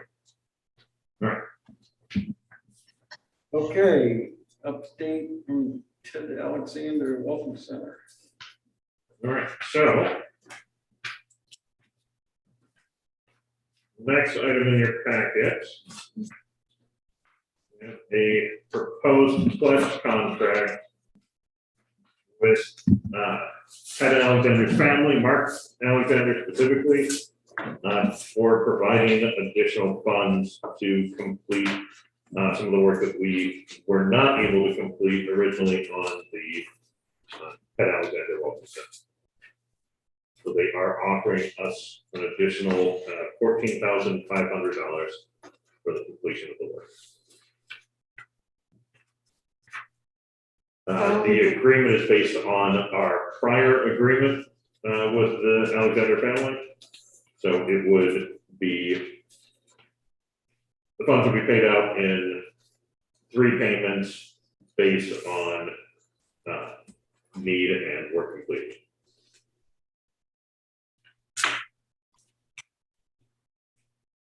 Matt, you want to add anything? I don't, it's just this details what we've already talked about doing, that I've been updating the board on all along. And I got a signed copy from Mark Alexander this afternoon, so he's happy with it. I did tell him that I hadn't shared it with the board yet, that the board might want to make some changes, but he's happy with it in its current state, so I would move that we authorize Eric to sign it.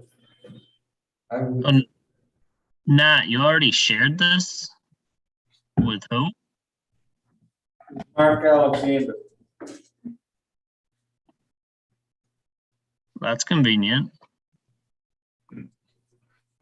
I don't think the town should motion this forward. It includes $5,000. That if our budget's approved is a guaranteed check, which isn't even holding this board or the previous board accountable for what it made for an agreement. I don't know who the other citizens in town are that would contribute to the fundraising. And nor does it follow my motion, which was what? You're cutting out. You're cutting out. Can you say that again, please? I said this doesn't follow my motion, which was a motion that you wanted, and it also does not keep the select board, previous or current, to their word.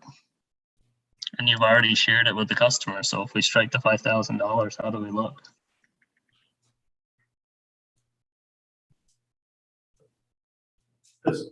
does exactly what we had previously talked about, as the board we talked about. We budgeted for $5,000. Not sure. Which during that conversation, I had said that we shouldn't carry it, and another board member had said that we probably shouldn't, and another one said it was a good idea to budget for it, but we shouldn't plan on using it. Well, why would we budget for it but not use it? The budget, If there was overages again, maybe we'd be covered.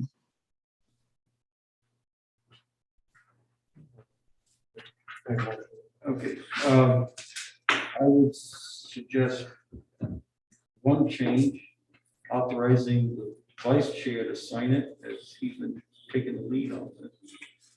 Be your last, one of your last official acts, vice chair. Did we have a second? No, we did not. I am looking for a second.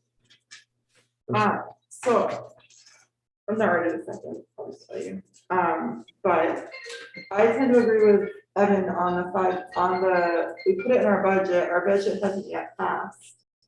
I feel like we shouldn't be signing anything about spending it on a budget that we haven't brought to voters yet.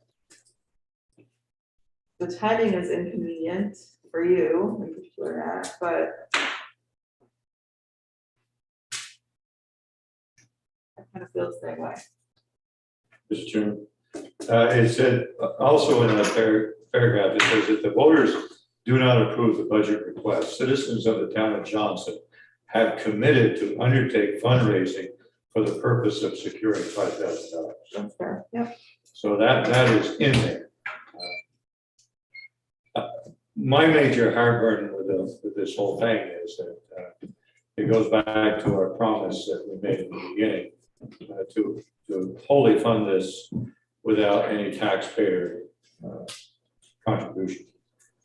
Unfortunately, we had COVID and increases in building materials, and it went way beyond what we expected that it was going to cost. And actually, when you look at what is there, we did not get a whole lot for $45,000. And so this brings us to the phase 2 work to be completed. It was put in our budget, yes. If this does come up to a vote, I mean, I probably will not vote no, because that's a little too strict, but I might abstain. Because I did give a pledge in the first place not to have any charges to the taxpayers. So I'm going to stick with that. That'll be one of the last things I do on the board, but I think I had to be true to my word.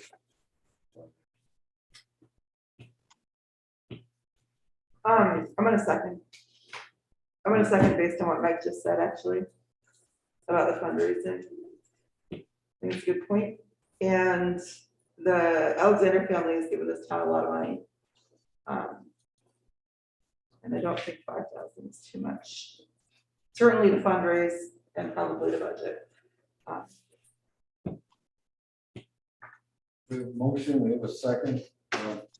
Sort of echoing off your comment there. They've given just shy of $60,000 for this project. You know, a small commitment from the taxpayers, because quite honestly, what happened was the COVID. And how much they've contributed and how important it is to them. The benefit is not to them, it's to the town. I think for a $5,000 contribution, we're getting a pretty good deal.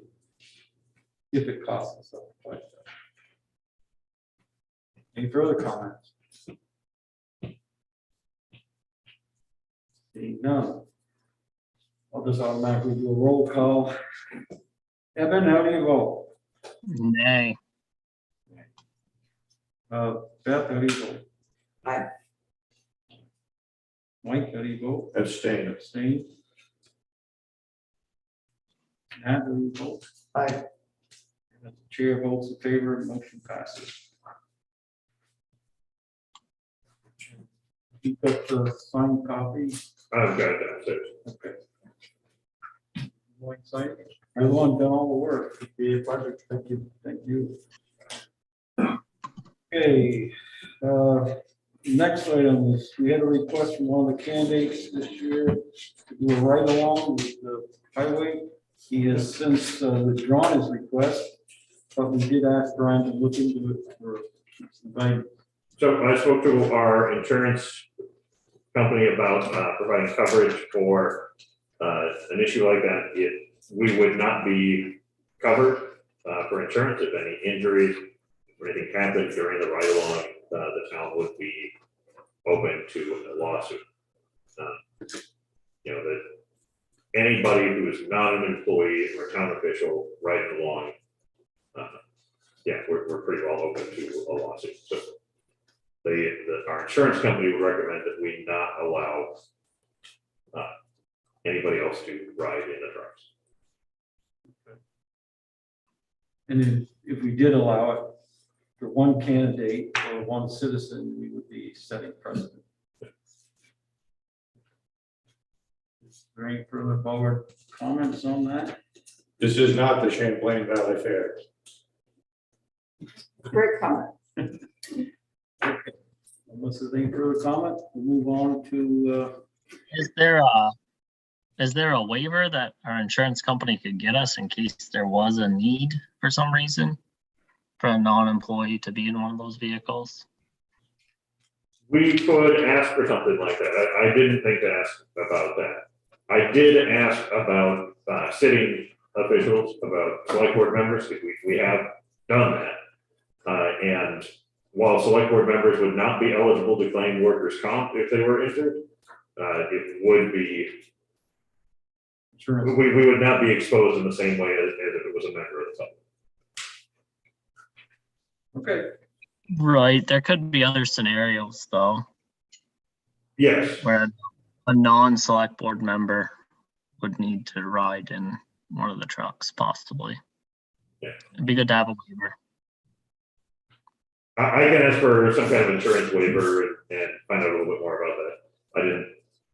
I didn't inquire about that. It could be a special permission thing. Yeah. Sometimes you see a news reporter riding with the same AOT, so. I mean, it could be a circumstance where we allow. You know, it has been said, you know, that we're taxpayers in this town, and we should possibly have a right, but we're all taxpayers in the whole big scheme of things. And we actually own a piece of the helicopters at the Army Aviation Flight Facility, but I bet you 10 to 1, you couldn't get through the gate. And number 2, if you did, and you asked for a ride, they'd probably tell you no. And so I think the town obviously well enough alone here. Yeah. But yeah, inquiring if there is any kind of insurance waiver. I guess it's been suggested with the rest of the board. Because, yeah, we have I a don't think it special. hurts anything to something else. Yeah. Okay. All right. This is any further comment. The ATV club, they. Sorry, I do have a further comment. Ryan, if it takes you more than 5 minutes, it's not worth it. Yeah, I think I can just.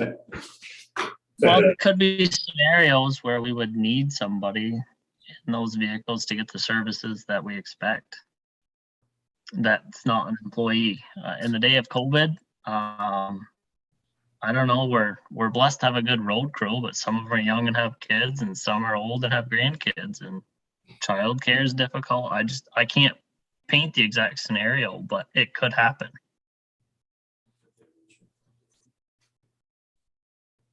Okay, if there's no further comments again on that, we move on to the ATV club. The ATV club sent me a text wondering what was going on with the select board with the ATV issue. Basically, the board has not taken action, and it is a board decision.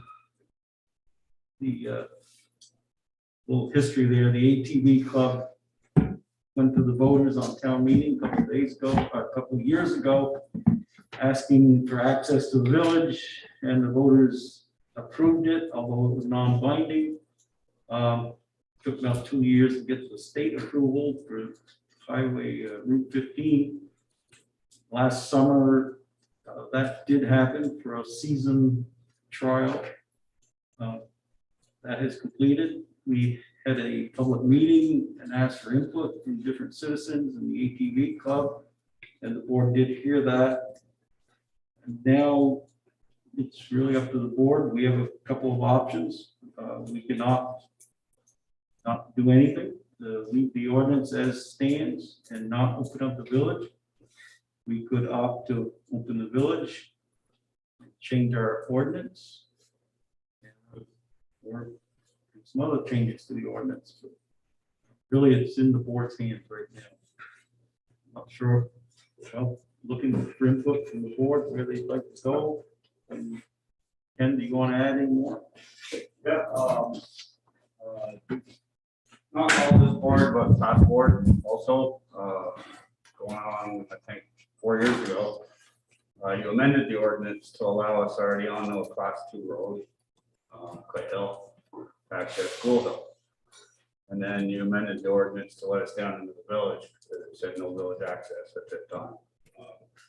So you amended the ordinance going on 3.5 to 4 years now. The trial went great. There was 0 reports to Will County Sheriff about the village. I believe we all got that email. Eric had a couple people contact him, and he forwarded me the email where they actually thought the ATVs were slowing traffic down on Main Street, which is a good thing. I chased down quite a few leads of problem people in the other areas. Got a couple of them in trouble.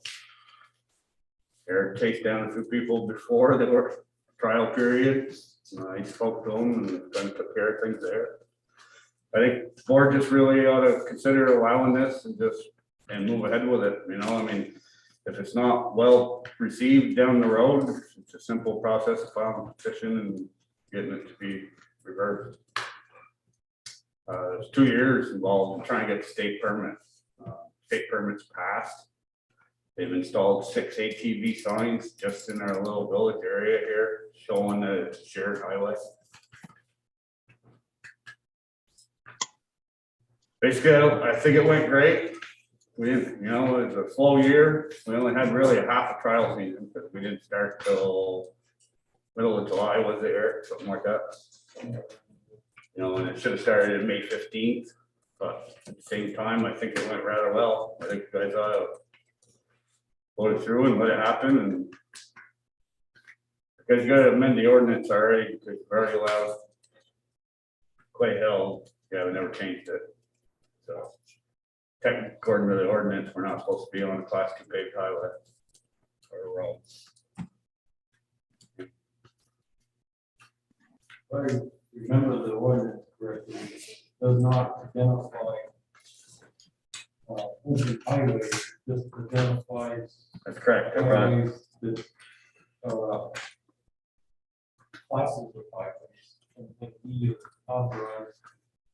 Yeah, it says class 4 highways and any unpaved class 3 highway. Right. And then I asked you guys to amend it to allow us down Clay Hill, which I got unanimous support from the board every time I've come and asked. So I think we should just go forward. The people pretty much spoke that it's a good thing for the village.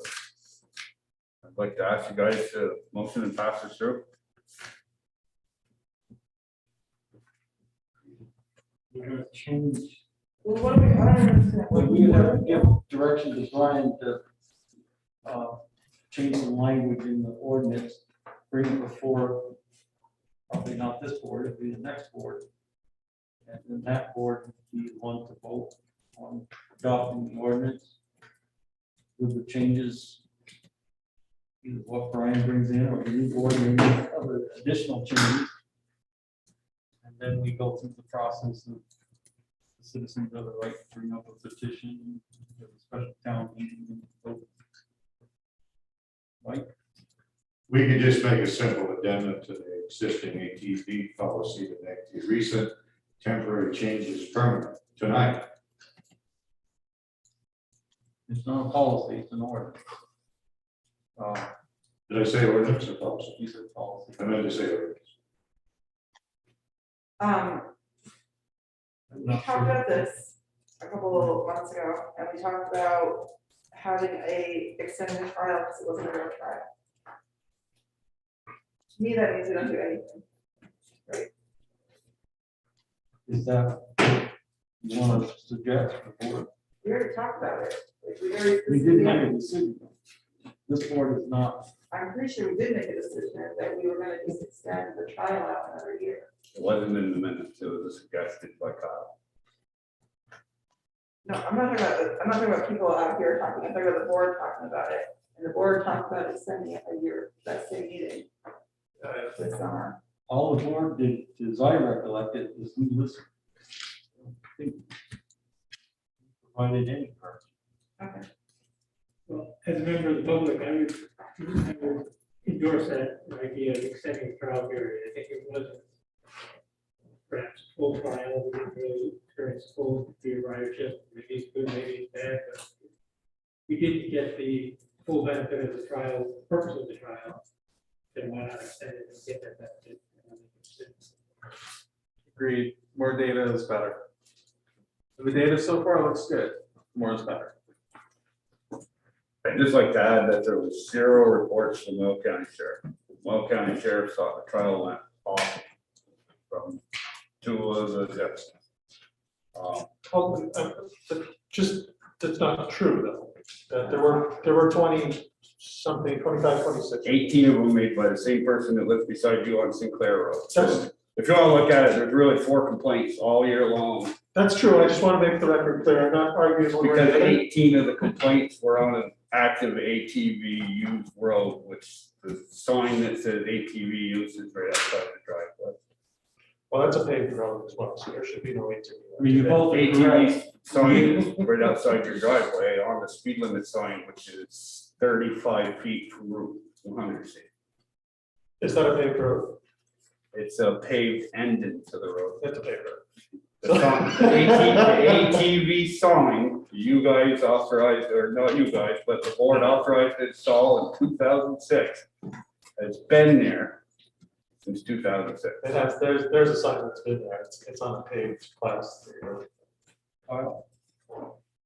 Yeah, couple of things. One, Eric, in that November 1st meeting, you also said that there has to be a hearing if you do want to change an ordinance, that you have to hold a hearing, a special hearing. Is We that would when we change it. Yeah. if you wanted to change it, so there's a hearing process that would have to happen.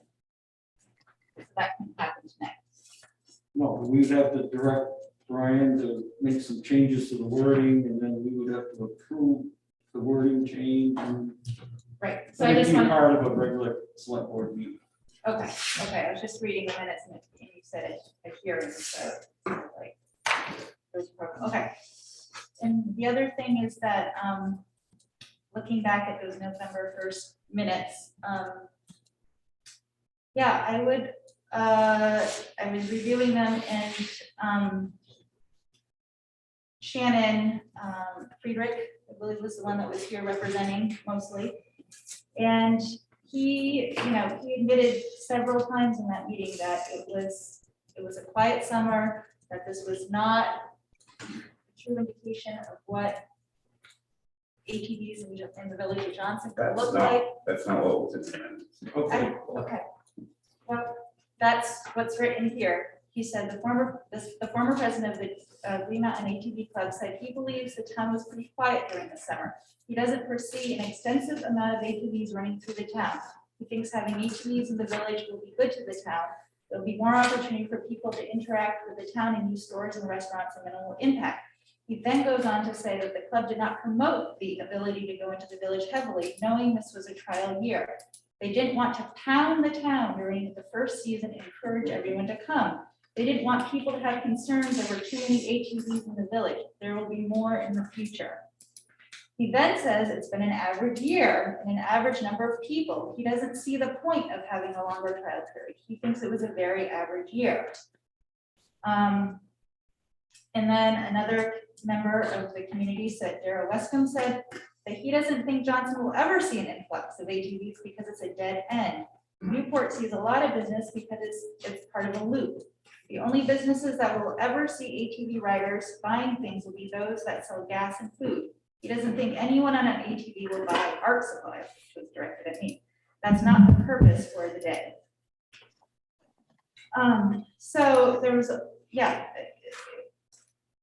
out of the mouths of ATV riders, you know, they state that this was not, it was not a true year. Tom, You can go back to the board or not. yeah, I'm gonna bring it back to the board because we've already had the public hearing on it. This board heard from the public. The decision is really before this board. How do you want to move forward? So, Mr. Chairman, my kind of bail motion is that order. Move to make an addendum to the existing ATV ordinance to make the recent temporary changes permanent. As have an order for this meeting. I would rule it yes. I don't think we do an addendum. I tend to agree. I don't know what, I guess into a very fine point, but especially on something contentious, I would recommend that we don't approve unwritten language, that we have the ordinance in front of us to make it approvable. Also, this is listed as a discussion and information item, not an action item. Yes. I feel like my influence here is waning. And, any position I have, if any vote they make is very clearly going to be overruled by someone else. Two other members of the board, but I'm not sure what. I'm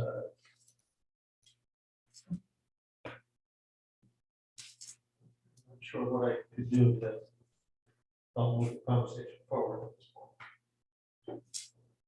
Well, there's not a whole lot to get into it, it's just discussions. We could provide direction if the board's, well, that's has a direction, but I'm not sensing one. I guess that's. I would, are we just providing Brian direction? Yeah. I would second that direction, I guess. It's not- What direction? Amend the ordinance permanently.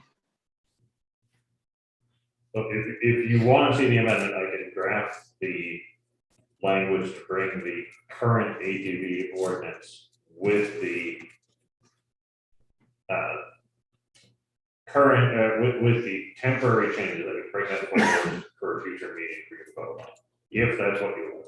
I would like to see that before I'm off the board, our next regularly scheduled meeting. I don't understand why this stuff is so urgently permanent. That boggles my mind. If it's a non-issue and so many people are open to extending it another year, why would we? I don't understand how that hurts anybody. Well, mostly just the time. Doesn't hurt. How does it hurt time? Because any ordinance change we make, you go through the process of getting to an ordinance where we feel comfortable with it and vote to adopt it, then it doesn't do an effect for, what's it, 60 days or something like that. I think it's 60 days, I think it's 45 days for the petition. So many days for Well, then the season is over in the fall, right? And there's plenty of time, all through fall and winter. That's where we were last year, and, you know, there's just not time in the fall to deal with an ordinance change, you know, budget. Well, I think there could, like, we raised this in November, but after our discussion in November, I don't recall there being a specific direction of whether it was going to be, we studied for another year, or we wanted to prepare the ordinance for a vote. I don't think that we had a specific direction of what we were gonna do next. We did. Well, I brought it up last April, actually, at the first meeting with this board, and nobody wanted to do anything at that time. We said, well, let's actually form a citizens group to get people together to propose some changes, and nobody wanted to do it. But now there's this pressure to do something immediately after deciding very deliberately not to do it. So, Well, in retrospect, that was probably a big mistake. Why, what is the purpose, I don't understand, so. Well, now the city wanted to get it going, we should have done something better earlier. I think, so last spring, we were in a different place because we were still waiting for state approval. That's true. 15. So there wasn't anything for us to do until we had gone through a season. And but, yeah, but that's far. I mean, I'd just like to say that, you know, that keeps asking life, what's the hurry? There's no hurry, but it's been almost 4 years. Well, I'm You just have saying, you know, access right now, right? and then you said put it off till next fall. Well, then you're gonna do the exact same thing you did this year and not talk Well, about it I don't actually. until it goes on. Later. It was supposed to have been at the town meeting, so I would have thought it would have went out for warning to be on the ballot. That would have been the simplest solution for every one of you that actually allowed the trial, who allowed the amendment to the ordinance before, and that you did also. Yeah, I'm just saying, you've allowed, and you have amended the ordinance, you ought to just amend the ordinance and let's just move on. And if there's a problem with it, you go about it just like everything else. Somebody can file a petition, get the signatures, and have it dealt with the way all ordinances are. no, they can't. Somebody couldn't file a petition to stop this once you start doing it. They cannot, the voters cannot compel the select board to write an ordinance. So, No, I said to stop it. so to stop it, yeah, you have a time limit of 30 or 45 days, something like that.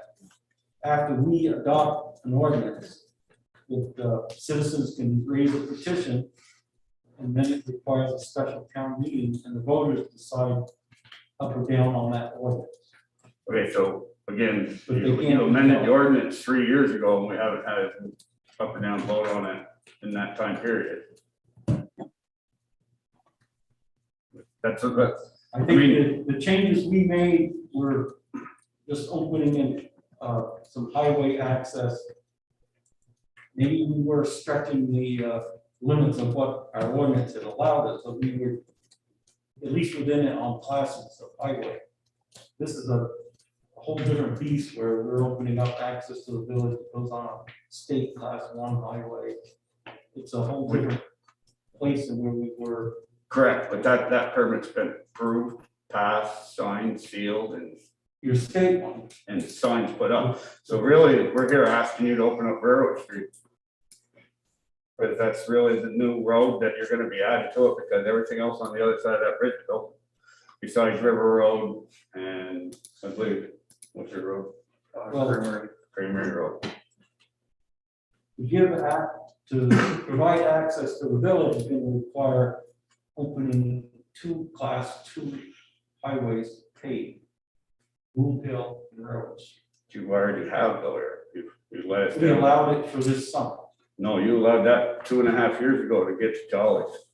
When we first accessed, not Jolly's to Subway, when we first accessed School Hill to get over through to Jolly's, we also asked to get down into the village to Subway, and we were granted permission then, Only to that class 4 highway driveway. which is a paved road that you're talking about. So it's, I'm just saying, you know what I mean? You got this board and the past board has already done this. I'm gonna cut you down, cut you off, and this board is gonna make a decision on how we proceed.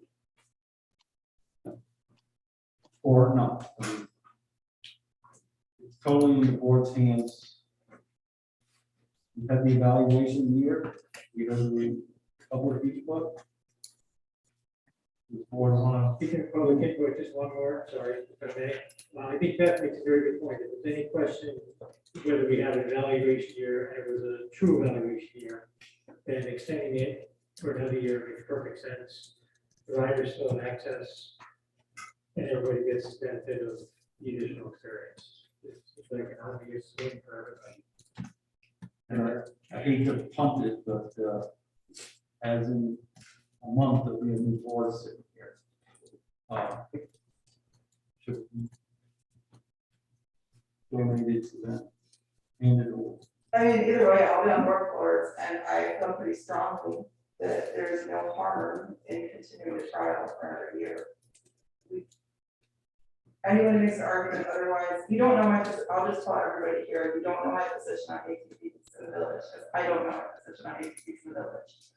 So I don't really like being told how I'm gonna act a year from now, first of all, and secondly, I don't see the harm in extending the trial for a year to get better experience for the full ATV season. What is it, or what does it hurt? So that's my position, and everyone else can have their own opinion. This board tonight, the vote authorizing another summer's trial. We can't hold the next board. That's true. And so a month from now, the new boards could decide to reverse itself as chair.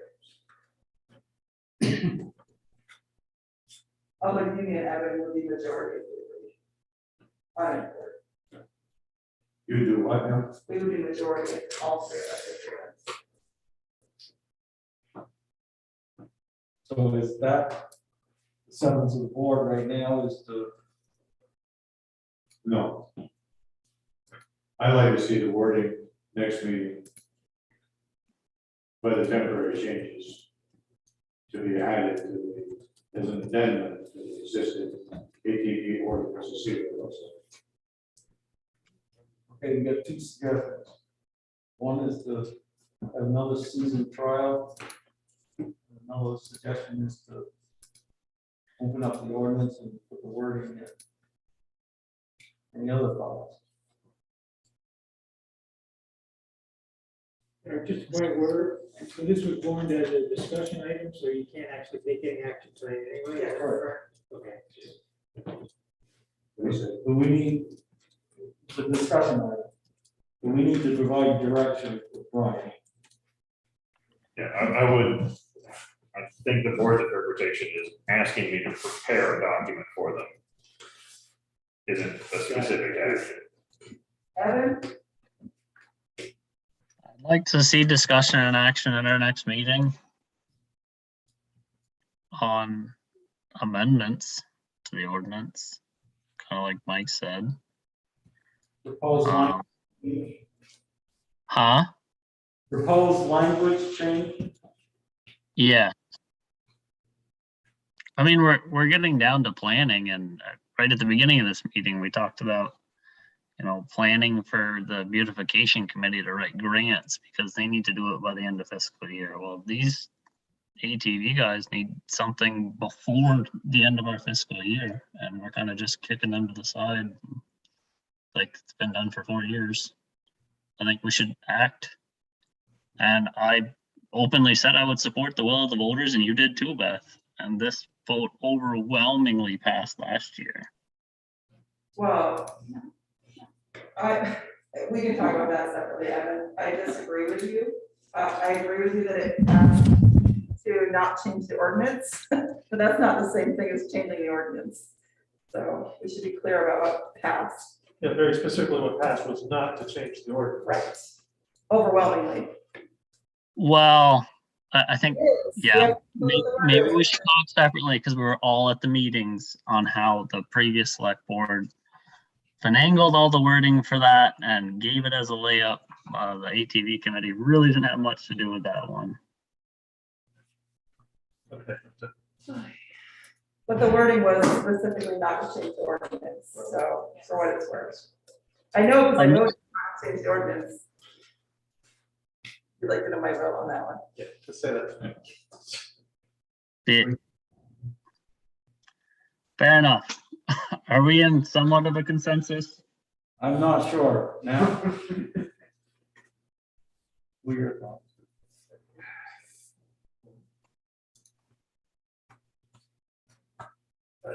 Again, I feel like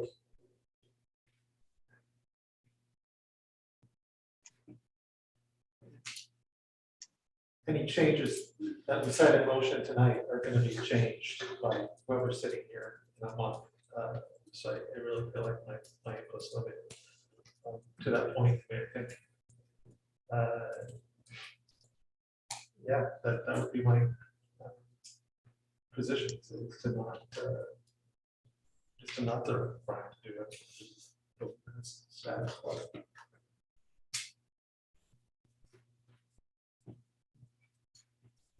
Well, Eric, I I love this, Mike. love it, I love it, I love it. And to me, I think it comes down to, because anything this board does, undone by the next board, that we need to wait until March. What difference does that make? You just can't wait for somebody else to do something. We need to act like there's not gonna be a next board next month. That's our job. We are this board right now. That misses the point, though, that, That doesn't miss any point. well, if you keep an open mind and understand that anything we set in motion tonight, we could have Brian do a whole ton of work in a particular direction, just to have the next board say, yes, don't do any of that because we don't want you to do it. It's a simple change, an addendum to the, by making those temporary things permanent, and just adding it, and you could have a vote next meeting to crying out loud. If we could not get it that far along where it could not be undone. Well, nothing really to be undone. The last vote wasn't just about not changing, it was about getting rid of. In the class 4 use, comprehensive study. So, I mean, yeah, that has nothing to do with this, but it's an 18 request. But if we need to do trial period again, let's do it. I mean, it's not gonna change nothing. They're gonna go to Maple Fields, they're gonna hit the food trucks at the court, they might hit the pizza place if it's open. That's all it's ever gonna get hit in this town until something comes back. And we can't get anything to come back here unless we can bring other stuff to it. All I hear about in a lot of the meetings is about, oh, how the bicyclists from the rail trail bringing money here. Let's bring some other money here. We can help with a lot of stuff. Clubs put, I'm just gonna throw out a quick number, about $35,000 in the 2 class 4 roads last year. Ken, I'm going to cut you off again. This board tonight could decide that we're going to do another season trial period. What I'm getting at is a month from today, there's going to be two different people here, and they could undo that. And so I think it's best that we just wait until March, and then the new board can bring it up. Eric, Yes. Evan, go. so this board tonight can give them another trial period, which the trail master has said he would accept, and Beth says she's comfortable with, right? Yeah. If that's what this board can do, that doesn't bind the next board and makes everybody that's there feel more comfortable, I would support that. You know, because it gets these guys set up where they can get it on their maps or whatever they do ahead of time, and nobody could say that this was not a second trial year that went successfully. Does that make sense? Yeah, I hear what you're saying. And this board could tonight, through consensus, agree that another season. And my point is that the next board could undo anything we do tonight. Well, the only thing we can do is, do you need a motion, or I would be. Yeah, it's a discussion item, but because we didn't know what the direction was going to be. Because my understanding, because it's a discussion item, we couldn't act on it tonight. We could act on it in 2 weeks if it was, if the motion was simply to extend the trial period. So the end of this year. So I guess with the board's consent, we'll have it as a actionable item in 2 weeks. And the intent would be to extend the trial period. If that's what I'm hearing is agreed. It's sounding like that's all we can do. That's all we can do is, Is there anything else further? Okay, President's Day. Yes, our next select board meeting falls on President's Day. That week, we're also having our information meeting, and it's a pretty full week. I'm reluctant to volunteer to work on a holiday, but I think that might be our best opportunity to just go ahead and hold the. We got information meeting Tuesday and Saturday. The trustees are meeting Friday. And Monday is our regular schedule. Yeah, I think we're gonna have the candidates night on the 16th. What day is that? That's Wednesday, the 16th, the week before. So we got Monday, Tuesday, Wednesday. Yeah, so yeah, it's not a great. There's no good way around it. I think that we should plan on just meeting on the holiday. We don't close the office, right? We just, Yes. Oh, we do, right? Candidates have their 16th, Wednesday? the 23rd. Wednesday, the 16th is when we're having the candidates night. Is it select board meeting on the 23rd? We can.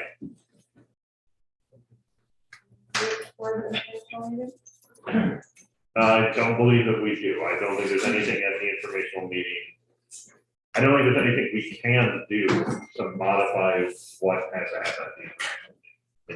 Informational meeting is to just discuss ballot items and on town meeting. But the 23rd is the candidates night. The 16th is the candidate. Oh, the 16th is candidates. Okay. Do it like 5 times, I think so.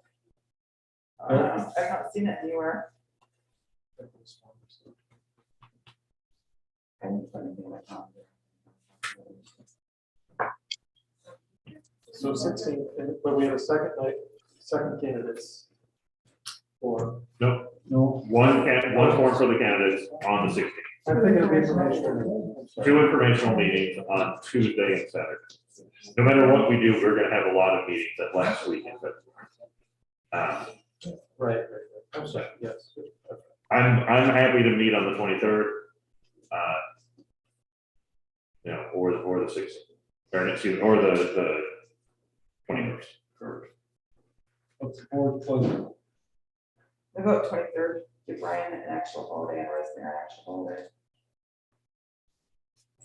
I was giving extra ticket. Yeah, right? Well, now maybe you can. Okay, now we got no choice.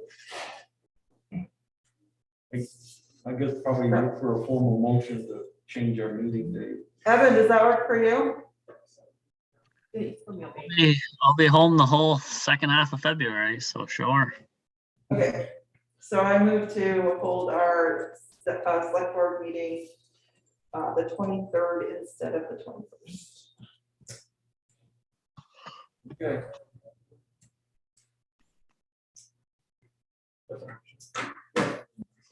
Motion and second, any discussion? All those in favor signify by saying aye. Aye. Those opposed? The ayes have it. Close business. If not, let's adjourn. Where do you leave it, Diane? My report date, but hopefully soon. I'm doing a lot of paperwork. Boy, lots. Probably lucrative, isn't it?